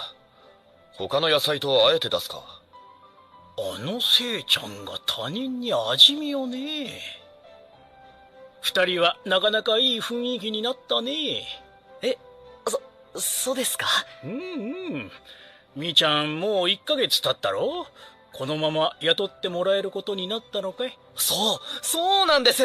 どうなのせいさん、俺雇ってもらえるの？なんだ、俺はそのつもりだったが。何そのつもりって、言ってくれないとそういうことは言わないと。わかるだろう。来るな出てけと言ったわけでもなし、取材も一緒に受けただろうが。そりゃそうだけど、そこは経営者としてもさ。よかったねみーちゃん。雑誌に載るのももうすぐなんだろ？はい、いい風に書いてくれるって言ってました。そうかいそうかい。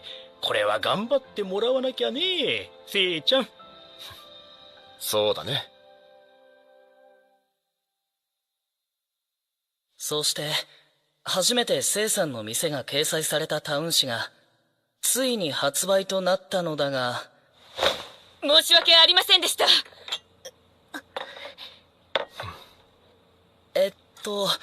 本にする前に確認で見せていただいた時は、せいさんのお父さんのことは一切触れてませんでしたよね。はい。実は立野川さんのお父様がフレンチの立野川シェフだと知った編集長が考慮直前に内容を差し替えてしまって、本当に了承もなく申し訳ありません。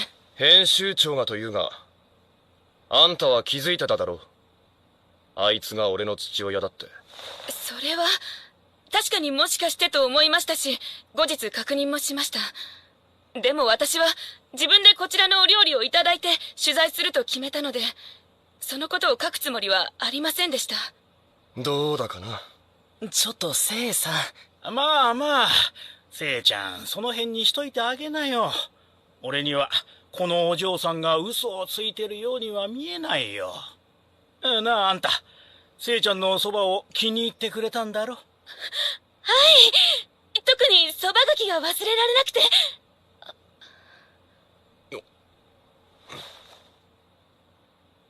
わかった。あんたの謝罪は受け入れる。が、もう二度とこういった取材は受けない。いいな、ミスミ。はい。それじゃあ、私はこれで。はい。わざわざすみません。本当にすみませんでした。私が紹介なんかしたから。いや、俺も大人げなかった。気にしないでくれ。そもそもはそいつがいろいろ言ったんだろ。ごめんなさい。まあまあ、せいちゃん、もう諦めな。悪いね。この子は父親のことになると途端にこうでね。折り合いが悪いんだよ。子って。そういえばキヨさん、この後用事あるんじゃなかったっけ？ああ、そうだったそうだった。悪いね。いつも閉店前に寄らせてもらって。じゃあ私もこれで。食べに来るの楽しみにしてたのに来づらくなっちゃったな。大丈夫だよ。せいさんも気にするなって言ってたし、後からぐちぐち言う人じゃないから。ならいいけど。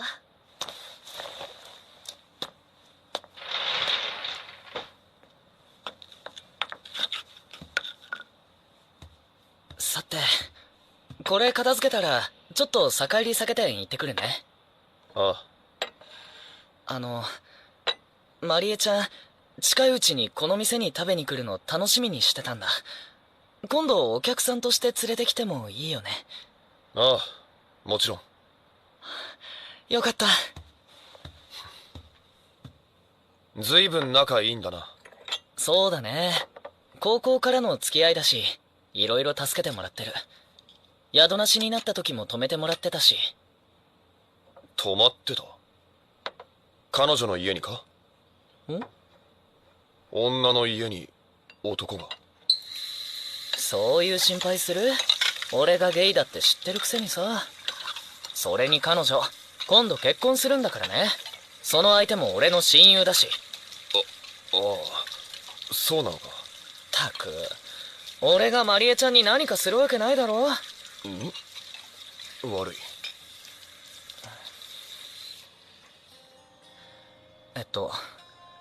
でも俺もごめんなさい。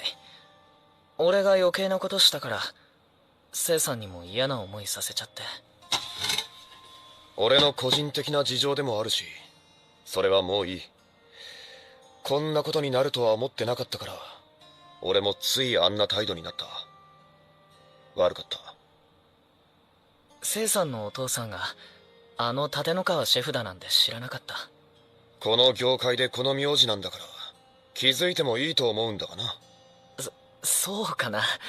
全然繋がらなかった。だって俺が好きになったのは聖さんの料理だし。そしたらお父さんがどうとか関係ないよ。でも少し前に変な雰囲気になったのもお父さんのことが原因だし、やっぱり話題には出さない方がいいんだろうな。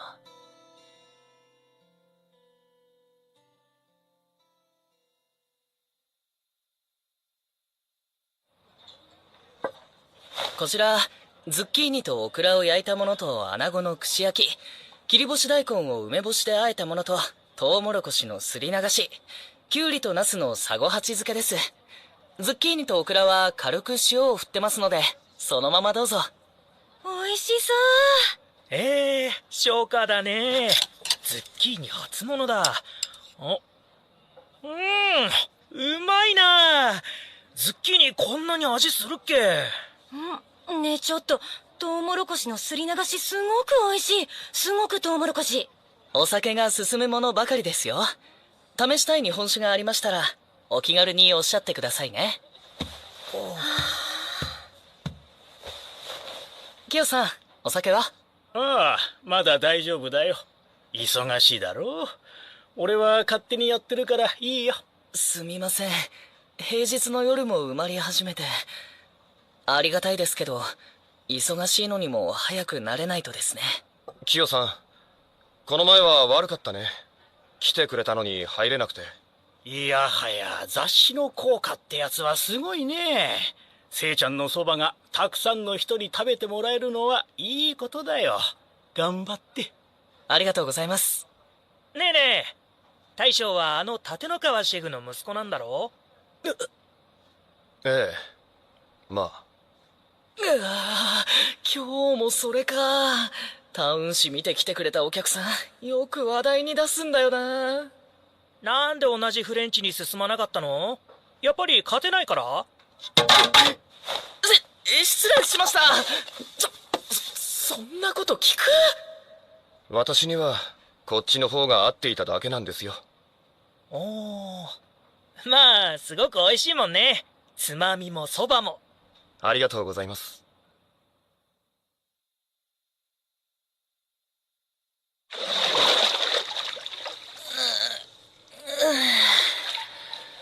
今日も疲れた。タウン誌に乗って半月か。たった一度でこれだもんな。もともとのキャパがないんだから、ほんと余計なこと考えるのやめよう。あのお客さんに悪気はなかったみたいだけど、結局聖さんにも嫌な思いさせちゃってるし。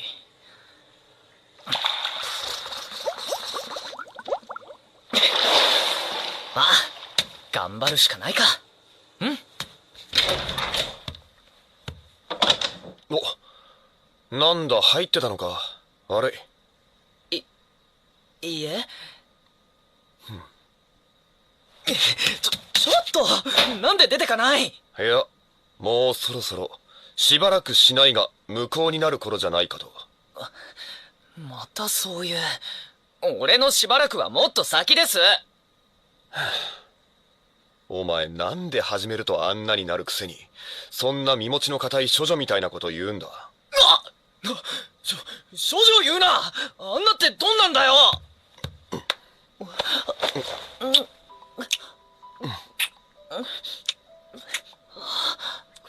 ダメだ、気持ちいい。やだ。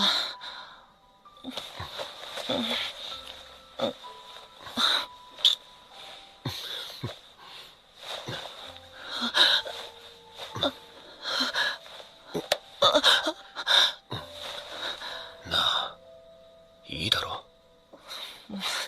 もう、聖さん、ちょっと我慢できないの？仕方ないだろう。むしろ癖にさせといて、もっと責任取れと言いたいくらいなんだが。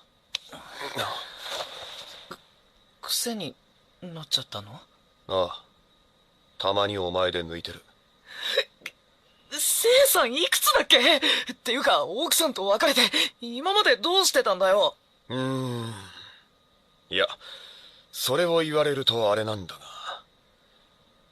以前はこんなにガツガツしてなかったんだ。嫁とも回数多いわけじゃなかったし、適当に抜いてた。生活の比重がほぼ仕事に行ってたし、それで十分だったからな。嘘でしょ？嘘じゃないから困ってんだろうが。なんつうか、お前とするとやたらいいっていうか、頭がバカになるっていうか、何がどうなってるのか知りたくなるってか。何がどうって？いや、うまいもの食べたら何使ってるのか、材料から調味料から産地レベルで知りたくなるだろ。そしてそれをどう料理するのか。俺ならもっとうまくできるとか。やだ。鳴らしてから。鳴らせばいいんだな。違う。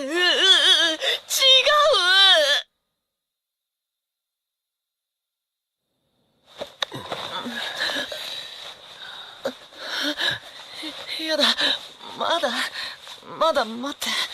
ああ、悪い。早く入れたくて焦った。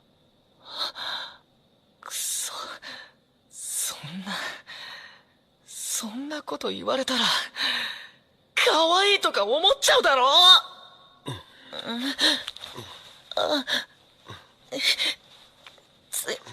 強い。そんなにそこグリグリしないで。なんでいいんだろ。すげえ垂らしてるぞ。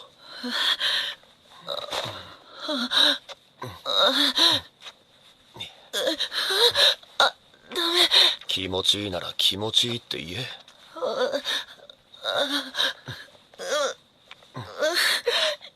いい。気持ちいい。やだ。気持ちいい。やだ。溢れてくるな。出ちゃう。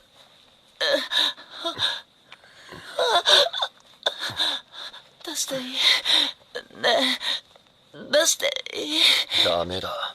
入れるのが先。我慢しろ。やだ。やだ。早く入れて。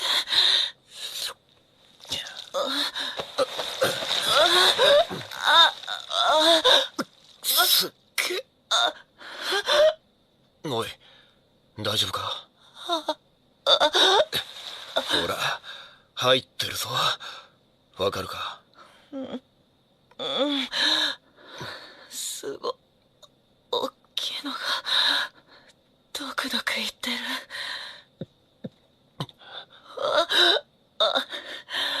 大きくなった。黙れ。持たなくなる。動くぞ。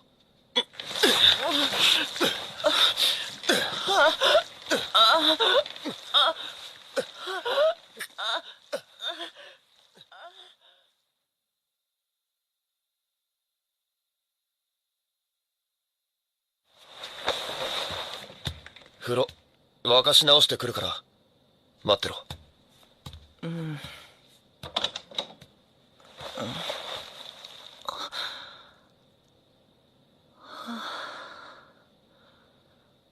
すごかった。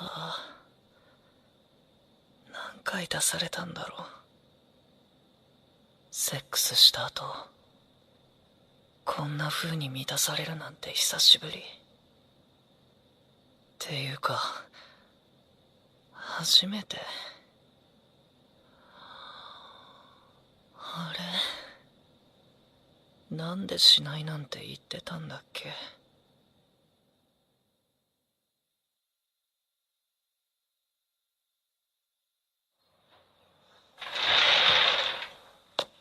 いらっしゃいませ。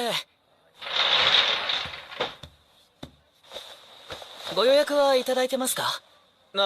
いや、してないんだけど。すみません。今日は予約で埋まってしまってまして。ミスミだよな。え？久しぶり。ミスミ。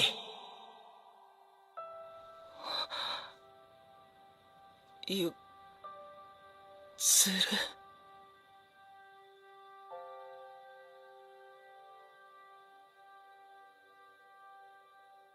Situations where I need to use like a lot of brain power to solve the problem I have. And then I can like work on it for hours. I don't get tired. I don't lose focus or anything. I don't get just sort of in this like sad like I can't do stuff right state, but I maintain like focus to the point where I can actually do like high quality work. It's also one of those states where I am very irritated if people are sort of like disrupting my workflow. And I'm definitely more tense, but I also essentially have like it feels like an endless pool of energy. Like I could keep going for like 20 more hours. And I don't feel like really energized. I just feel like there's no restrictions anymore. Like there's no safety exit anymore. There's no safety precautions anymore. So I can go basically until I pass out and I don't have this like, oh, I'm tired warning system before anymore. Um, which this state in some situations is like really helpful, right? So when we, for example, like had to plan our moving situation to the Netherlands within like 3 or 4 days, like I did that and it worked out perfectly. And when we had to like renovate this apartment within a month and then like also move in within that month and had like this like, well, this time constriction, but also like a financial constriction for like the interior and renovating process and all of that. I did that and it worked. So this state is leading me to results in positions of which like in situations which are going to be stressed. It's also a state which is negative, right? Like after I have done something like this, I usually feel sick. Like, yeah, like I just have like the flu or something like this. Because I don't eat properly within those states, I don't drink properly. It's just feeling irritated the entire time is exhausting. So like after this, I sort of like I have one of those like burnouts essentially. And then there's like I guess like the normal state in between or something like this. And then there's the Zen state where it's like I feel really, really relaxed and really at peace with myself. I like myself. I'm happy with how I look. Like I think I'm pretty without makeup and without anything. I'm not stressed. I don't stress about things as easily. Like I don't mind a change of plan. I'm fairly spontaneous. I have way more patience with people and with situations if things go wrong and with everything in general. I feel like I have more fun. I feel like I know what I want to do.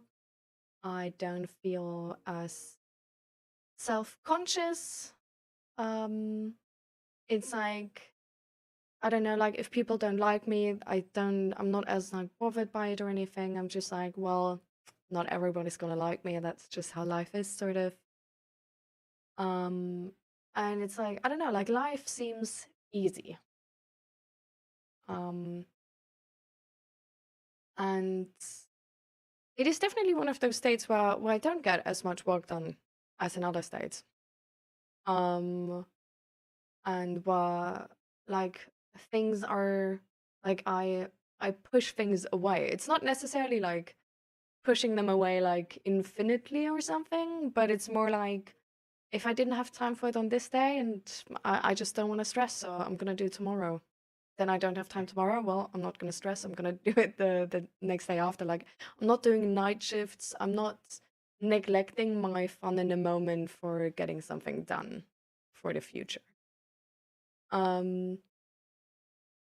And I sort of low-key, I was like, yeah, I was low-key scared of this state at some point in my life, actually.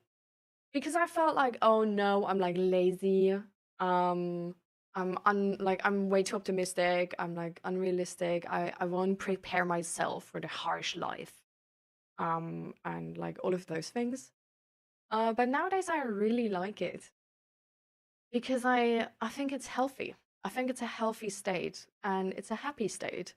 And even if I won't become like a CEO in that state, I will have led a happy life and don't really regret anything, I think. It's also one of those states where I'm a really good friend because I'm really compassionate and empathetic, understanding, patient. It's also one of those states where I'm a really good partner because I'm really like caring and sort of like loving. I don't know, I make more gifts. I'm more generous, sort of. I'm like all of those things.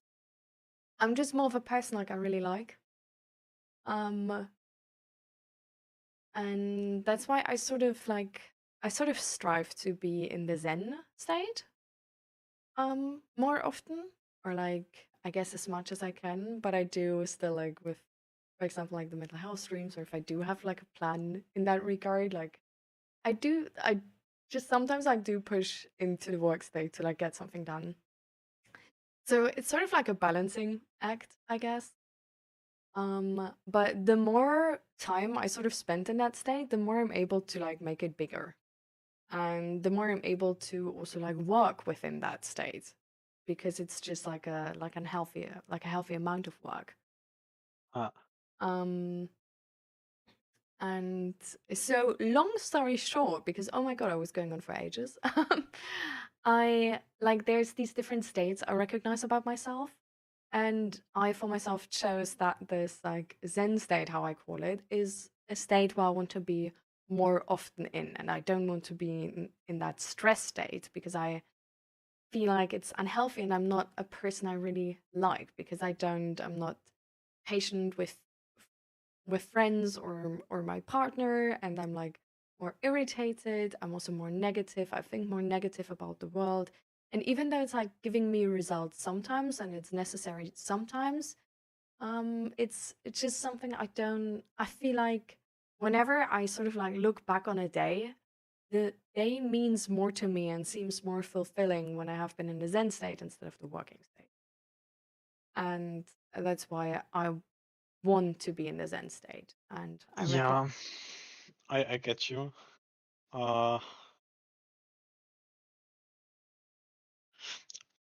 The thing is just like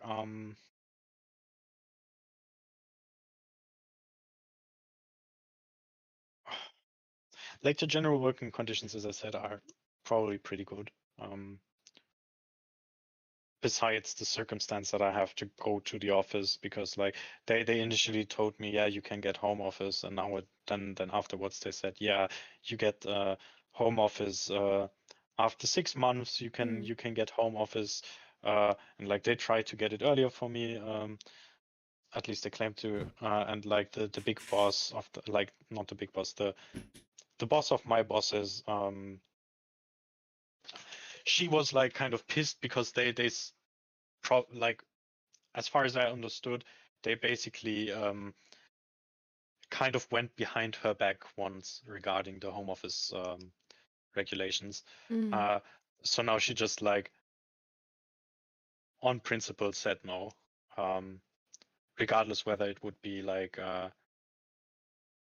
beneficial for my work, which it would be if I would have like a home office job, or at least partially in home office, because like I said that I would come to work, that I would stay there for 4 hours, but that I won't do anything at the evening then. Like I told him, okay, look, there are some days where I would work 4 hours, but I won't do that like in one part, right? I would want to have like I would want to work 4 hours from 7 to 11, then I would be at home at like 12, then I would take like a break for 2, 3, maybe 4 hours, right? And then maybe work a bit more. And like, I think that's reasonable, but I would require home office for that, right? They didn't give it to me, and then I said, yeah, okay, but like then I'm not going to work as much, right? That's yeah. like, yeah, well, and I was like, okay. And then I talked to other students who were there longer, and they said like it's a real struggle to get home office, even if you are there longer than those 6 months. Yeah. Right. So yeah, I kind of don't expect that for the rare case that they would give me another contract, that they actually would provide me with home office. I just kind of doubt that. And like, if I had home office, then I would probably have worked those 2 weeks I was missing, right? Because like I can get shit done from home. The issue is that I can't like call therapists from work, Yeah. right? And if you have like home office, you can just say, okay, look, I will call from there. I will write down that I worked from, I don't know, 8 to 12. And I kind of track how often I called, and if I have like spent a significant amount on calling during those times, then I would just like add another hour without writing it down, right? That's something you could do, Yeah. but since therapists are very uncooperative regarding their phone times and don't want to give out their email address, you often have to take a day off just to call someone, Hmm. right? Because like, That's interesting. I actually, of yeah, my therapist, I even have like a phone number. Like email, phone number. yeah, I mean, maybe they give it to you, but at least where I'm from in Germany, most of the therapists don't give out an email address. Mm. I mean, maybe if you have them, or maybe they give you an email address so that you can have contact once you are a patient. Yeah, it's But definitely like often they I'm a don't. patient now. Yeah, but often they don't like say, oh yeah, here's my email address for contact, because then they get a shitload of email addresses they don't want to answer. Yeah. And since they usually work on their own and don't have like a secretary or something like that, they have to do the phone times, the call times on their own. So they can't really say, okay, I would just do like 1 hour each day because that's basically time they won't make money, right? Yeah. And then again, since most people, even those who are in therapy, work somehow, they don't really want to put the phone time somewhere where patients want to see them, which usually is like after midday, Yeah. right? So in my experience, a lot of them have phone time somewhere between 8 and 12 a.m. Mm.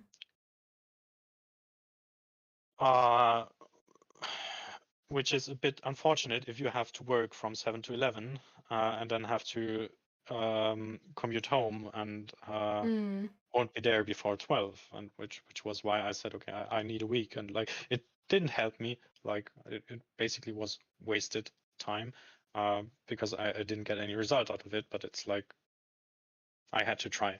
Yeah. If I would have had home office, I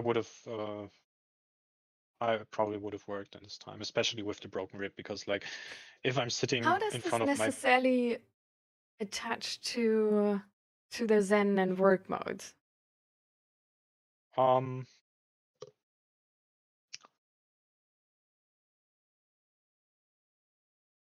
Well, it I mean,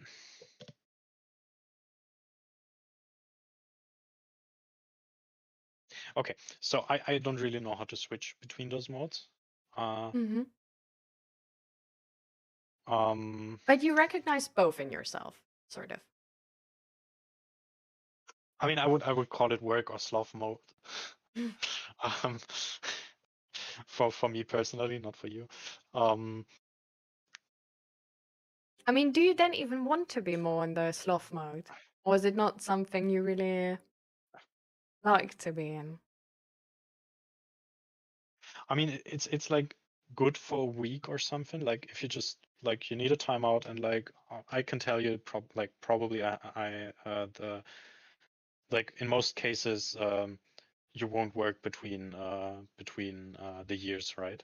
Yeah. At least in my work life, usually like they said, okay, look, please take your holidays between the years. We can't force you, but we highly Yeah. suggest doing so because everyone else will be on leave, and we would really appreciate if you do that.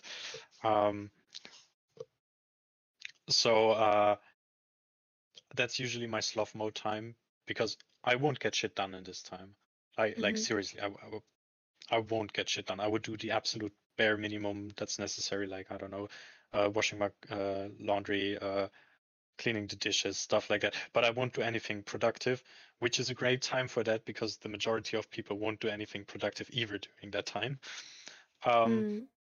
So usually there's like you don't really get any business letters or something like, right? Like Yeah. my insurance usually won't be very active during that time. They rather like you might get something, but if it's not getting done at this specific time, either you get it beforehand and then you just like didn't keep up with what you were doing, which is why it falls in this exact same period, or you get it like sometimes later, right? Yeah. So that's at this time it's not worse, not too bad. What's an issue is if I'm like in the sloth mode, it's like I feel like it's getting harder and harder to return to the work mode Mm. for me personally. So because like I mean not doing anything, like I mean I like for instance like cleaning your apartment, right? Yeah. Just as an example. Like I do that on a regular basis, as probably most people. Yeah. And if I miss it for whatever reason, like maybe I just like I don't know, I usually do it on the weekend, and maybe I just had a particularly busy weekend, and for some reason I just missed it. Then it basically gets harder to do it the next time if I Mm. don't do it basically right away, right? Because then it's like, oh yeah, okay, I missed it last time. It's not too bad. Like I would just do it next time, and the next time I maybe don't.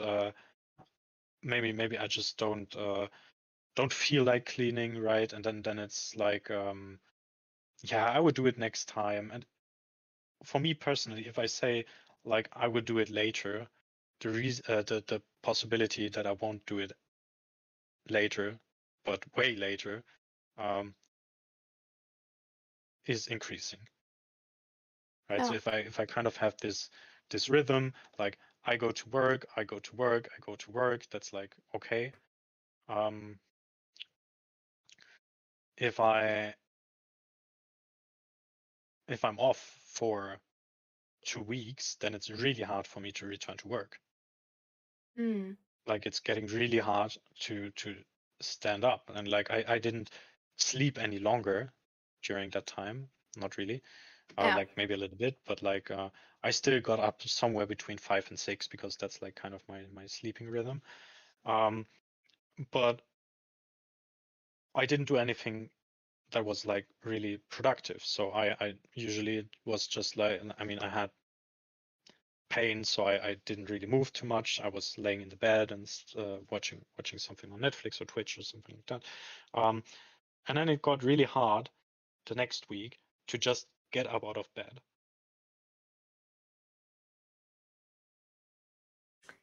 You know what I mean?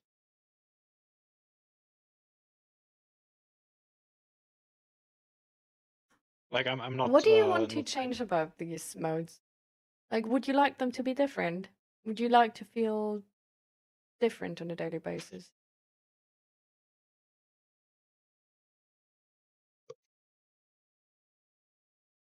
I don't know. Like Are yeah, you I don't know. content with how it is right now? Is that's I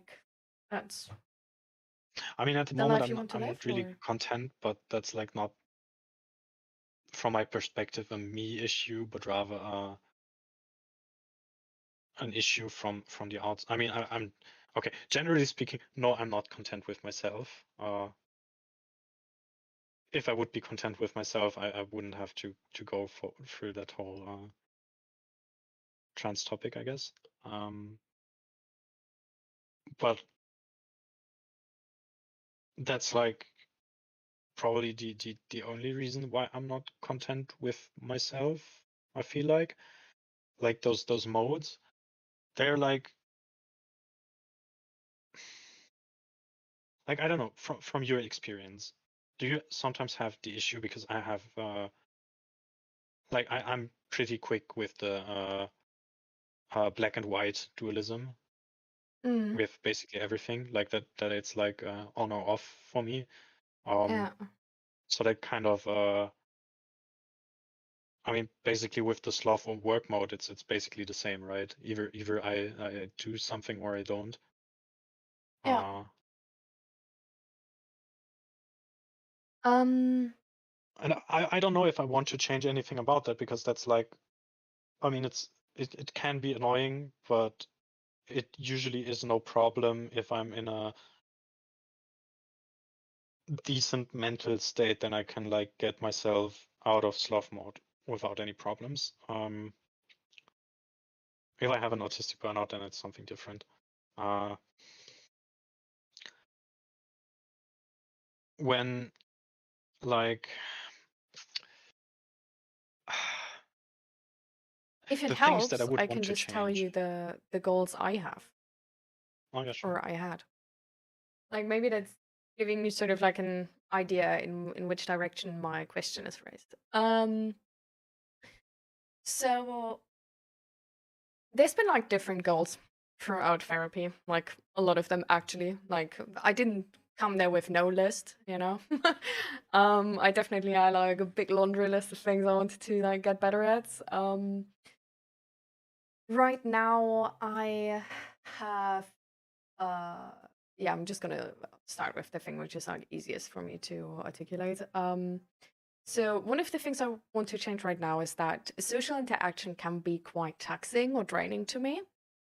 And this is for like multiple different reasons. It's sort of connected to like hyper awareness and also connected to like the just like social anxiety in general, like the anxiety that people just are sort of like hiddenly like judging me without me giving the chance to, for example, like correct them in like their assumptions about me. And that leads me into this like hyper awareness of like trying to notice how they think about me to then be able to intervene if they took something I said not in a way where I wanted them to interpret it. Mhm. And this is just sort of like it's also combined with like a I don't know, like a high resistance of myself to sort of like ask for support and like take up my space. Because for example, like technically, like you're friends with a person, like in like if you're friends with a person, you're friends with that person in like any scenario. But I oftentimes feel the pressure that if I meet up with friends, I would need to be sort of like on my best behavior and be like funny and outgoing and confident and all of this. If I then feel like a little bit down on a day, it's like sort of like I feel a resistance to like still take part in the meetup because I'm like, oh, but I'm not gonna be as fun, and then they won't like me, stuff like this.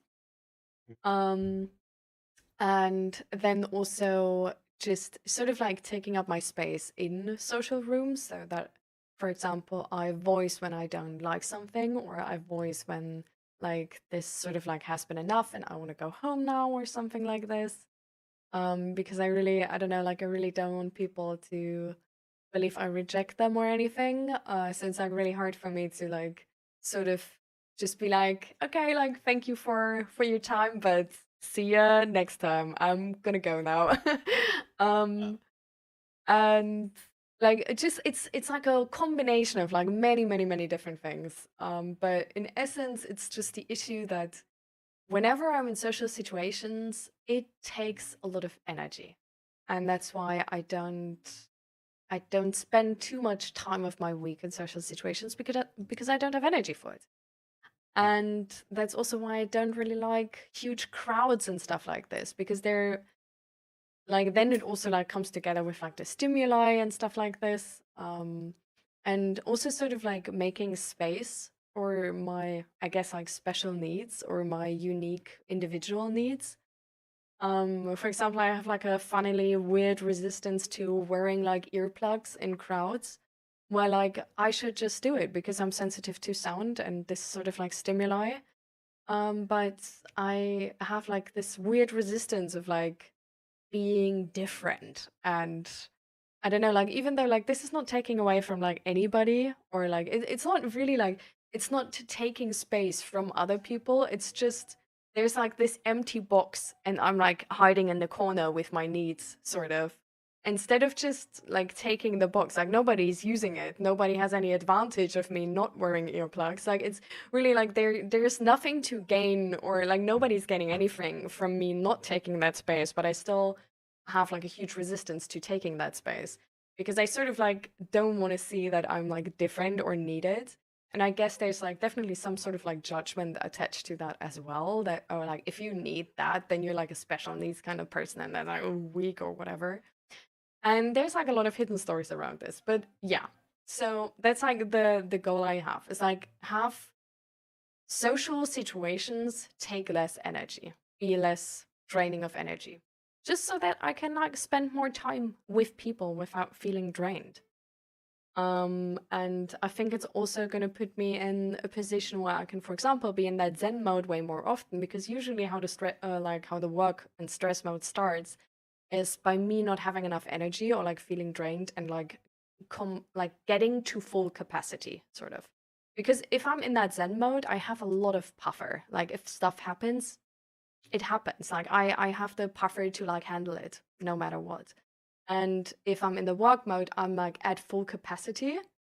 And that's sort of why I then am like irritated and stuff like this, and why I like push over my boundaries and sort of neglect my own body. So social situations, less energy. That would be nice, because then I can do more of the things I want to do. Like I for example could do more of these streams maybe. I could meet up with friends more. I could maybe go to a concert or to like a bigger sort of event with like more people more often. And like I could just do like more of the things I like to do. Then there's the second thing, which sort of like, especially back then, was a bigger thing, but now we sort of like, it's basically it's a done deal. It's like it's not like a done deal. Like I'm still like in progress. Like everything is a progress, right? You're never gonna be like actually done with something, I think. But you just get better and better and better at it. So it's not something we like actively talk in therapy anymore about. But it's more of those things like we talked about it, I got it, and now I just need to like continuously do it. And that's like, for example, being more in that Zen mode. Like that was also one of those like goals, which then to me was sort of like trying to figure out, okay, like what is that Zen mode, and trying to figure out, okay, like how do I what does it have to do with stuff like this, and just spend more time in that mode. The next thing was just being less anxious, being like having less negative emotions in general, I guess, or like not really having less negative emotions, but being less bothered by stuff that happens. So back then, for example, I really like, if some type of situation happened, and these can be like really different for like different people, and like also for me they can be like really different. But for example, one of the things was we were like selling the couch which was standing here before, and the people who bought it did like a whole freaking theatrics show of essentially like back up here telling us they're gonna like pay the money, no issue, like they're fine with everything. And then like down like at the door, basically, when they were already like zipping up the couch on their like whole pulley thingy, whatever, then we're like, oh, like we want like we want to pay less money, like this is too expensive, like we give our stuff away for free, stuff like this. And like everything in Dutch, like they never switched to English, so like it was really stressful to like understand, and also to like stand up for yourself in that moment, because like it's Dutch, foreign language. I'm really bad at it. Zach is also not the best at it, and they spoke like especially sort of like fast and stuff like this. And also like the couch was already like on that pulley thingy, right? Like they could literally just like leave, and we didn't have the money yet. And so like high stress situation, really shitty move of them, like absolutely dick behavior. Definitely not the first time of doing this, for sure. Oh my god, their roles have been like perfection. Like Jesus Christ. Hate such people. But we didn't know it beforehand, so whatever happens sometimes, right? Like sometimes you come across dick people. But anyways, so that situation happened, and especially back in the day, one of those situations would haunt me. Like it would literally like in that moment itself, I would get a near panic attack, and then later on it would absolutely haunt me for days, like for up to a week, really actively, and then still ongoing. Like these emotions I had from that situations would literally like just not really resolve. They would just be there. Like I would be like really pissed still. I would feel angry. I would feel anxious. I would feel sort of like also anxious of the entire country now. Like, oh, the Netherlands are not like that good of a country as I thought because there's people like this, even though it was only this one situation. And it would Yeah. really like influence me and like pull me down for like days. Where I felt like this is something like I don't want. Like I don't want to be influenced by something like this for days, because stuff like this happens. Like this is not something like things going wrong to this sort of extent is not something which is like rare. Like then like like one day of this and then the whole week is like shit. And then next week somebody is like honking at me in the roundabout where I was driving right and they just still honked at me. And I got like super scared in that moment. And then like this situation was also haunting me for a week. And like, where does it end? Like it's week after week of like shit situations. Like my life feels miserable. So Yeah. that was like one of those goals. Okay, I just want to feel like less miserable, because I noticed when friends were with me in that situation, for example, Zach as well, it was like they were of course also like maybe scared or pissed, but it was like an hour later and they have never thought back about it. Like not even an hour, like something like honking at like being honked at by a car was like, I don't know, like 5 minutes of like that asshole. Like what is he thinking? Like he doesn't even like know how to drive, and like he should like do his driver's license again and like stuff like that. And, like 5 minutes of this and then it was over. Then it was like, yeah, well, whatever, Yeah. like let's focus on like what we actually wanted to do, like how we actually Yeah, wanted we to kind spend of the day. cling to that thing that bothers us. Yeah, exactly. And this was Yeah, I like get something that. where I I feel get that. like, Like, okay, like this needed to change, because it's honestly, yeah. so one quick heads up. I have to go in 5 minutes, Oh damn. Okay, which is a bit sad, but can't really change it. I'm sorry. it's fine. But regarding this, like, I have this with like minor things. Like it doesn't really have to be like a big thing. It can be that someone was like just an asshole, and I would be, oh my gosh, that's such an asshole for the next week or something. Yeah.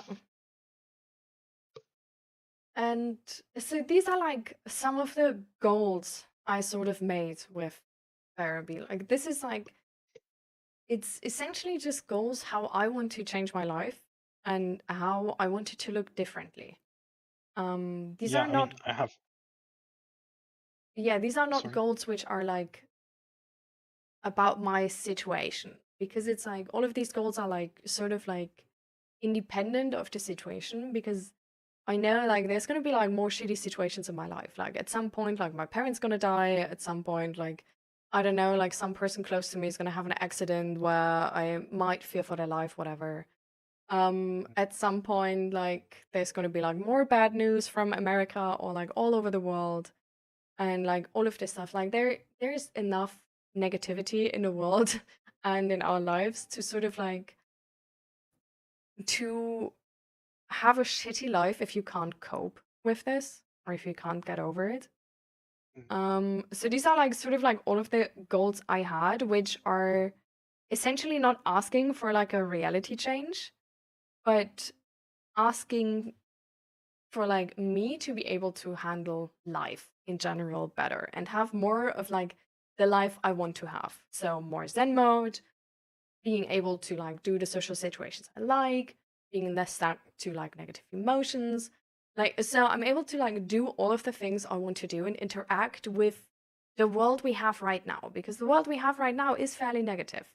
And in order for me to be able to, I don't know, like use social media or like watch movies, meet with friends, go outside, watch the news, like, I don't know, like all the things you just like on a daily basis sort of like do. It's like I wanted to like result in different outcomes. And I think this is like maybe what, like, this is sort of what I wanted to like get to. Well, now we don't really have time for this anymore, which is sad. But the point I was sort of trying to make, that these things are things you can like train on your own and like independent of the situation. But it is like changing something. So when you told me like, well, like so many like negative things happening in the past couple of weeks, and you didn't really like regulate or like get to base level or anything, you just like sort of kept going. Like your life right now could look different even though the situation would be the same. Like all the negative news from like outside could be the same, but you could probably still like feel better, you know? If you make some adjustments and sort of like find a good way to yeah, change the outcome. And Yeah, well, maybe not. I don't know. For some part, I would strongly disagree with you.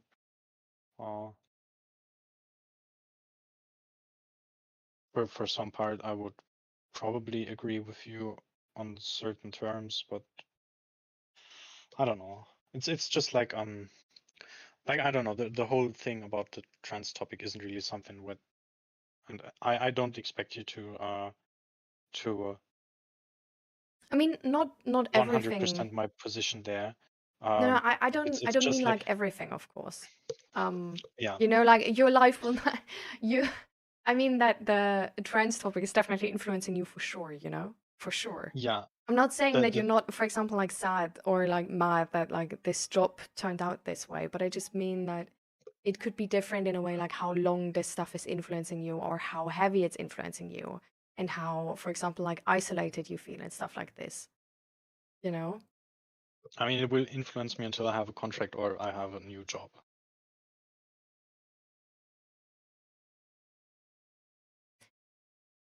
But the amount it influences you could be different.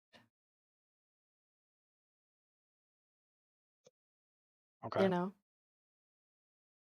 I mean,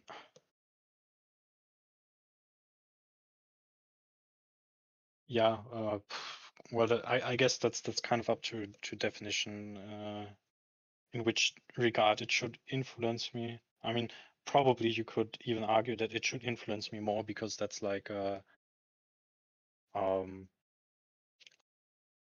that's like literally seriously tied to my quality of life.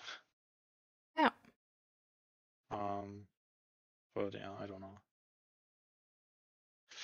Anyways, I sadly have to go.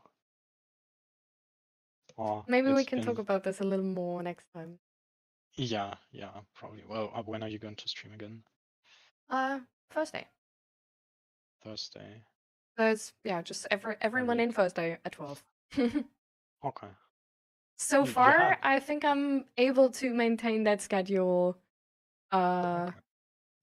for the closer future. Like Okay. next Well week then, on Mondays was about to be something, but I think I'm dodging it. okay. But yeah. So Yeah, alrighty. Then maybe until next Thursday. yes. Bye bye. See you. Bye. Hi Nadim. How you doing? Welcome.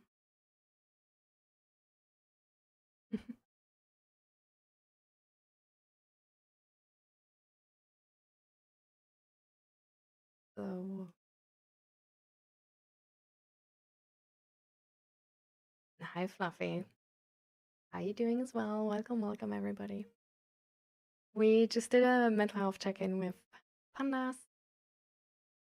But Pandas has to go now. It's on a schedule. This is sort of like what we did today. Like, yeah.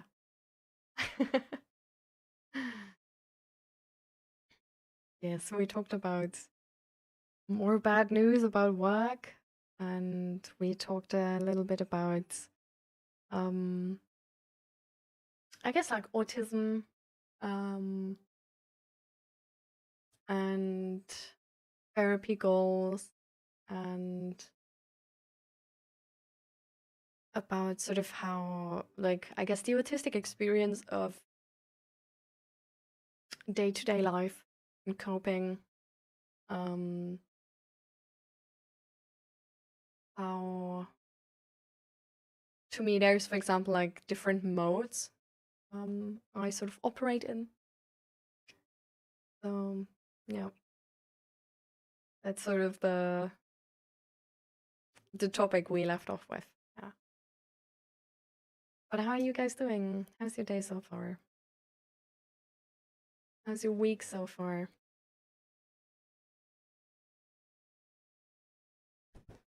And Pandas, have a great day now. Good luck with whatever you have to do. And see you next time.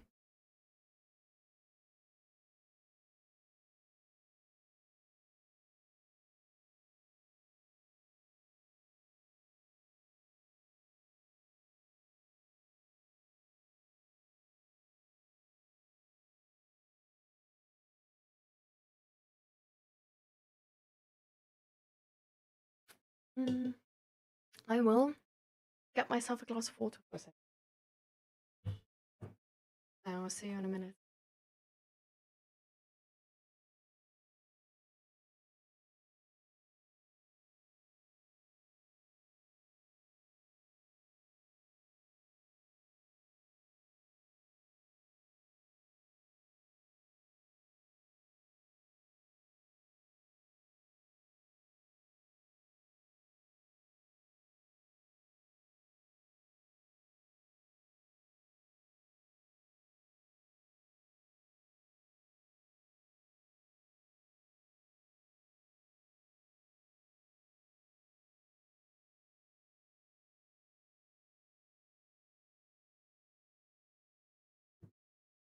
Going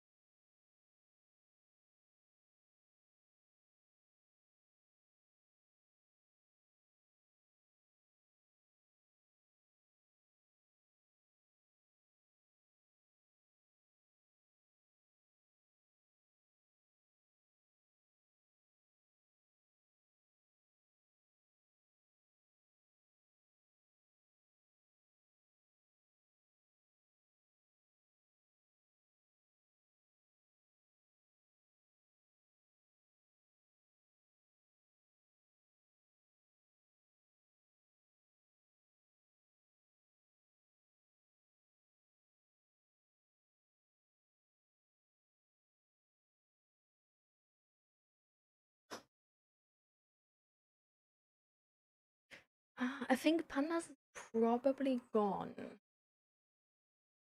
Don't know if he's like still in chat. But he told me he has to go. So don't worry if he's not answering. So, alright.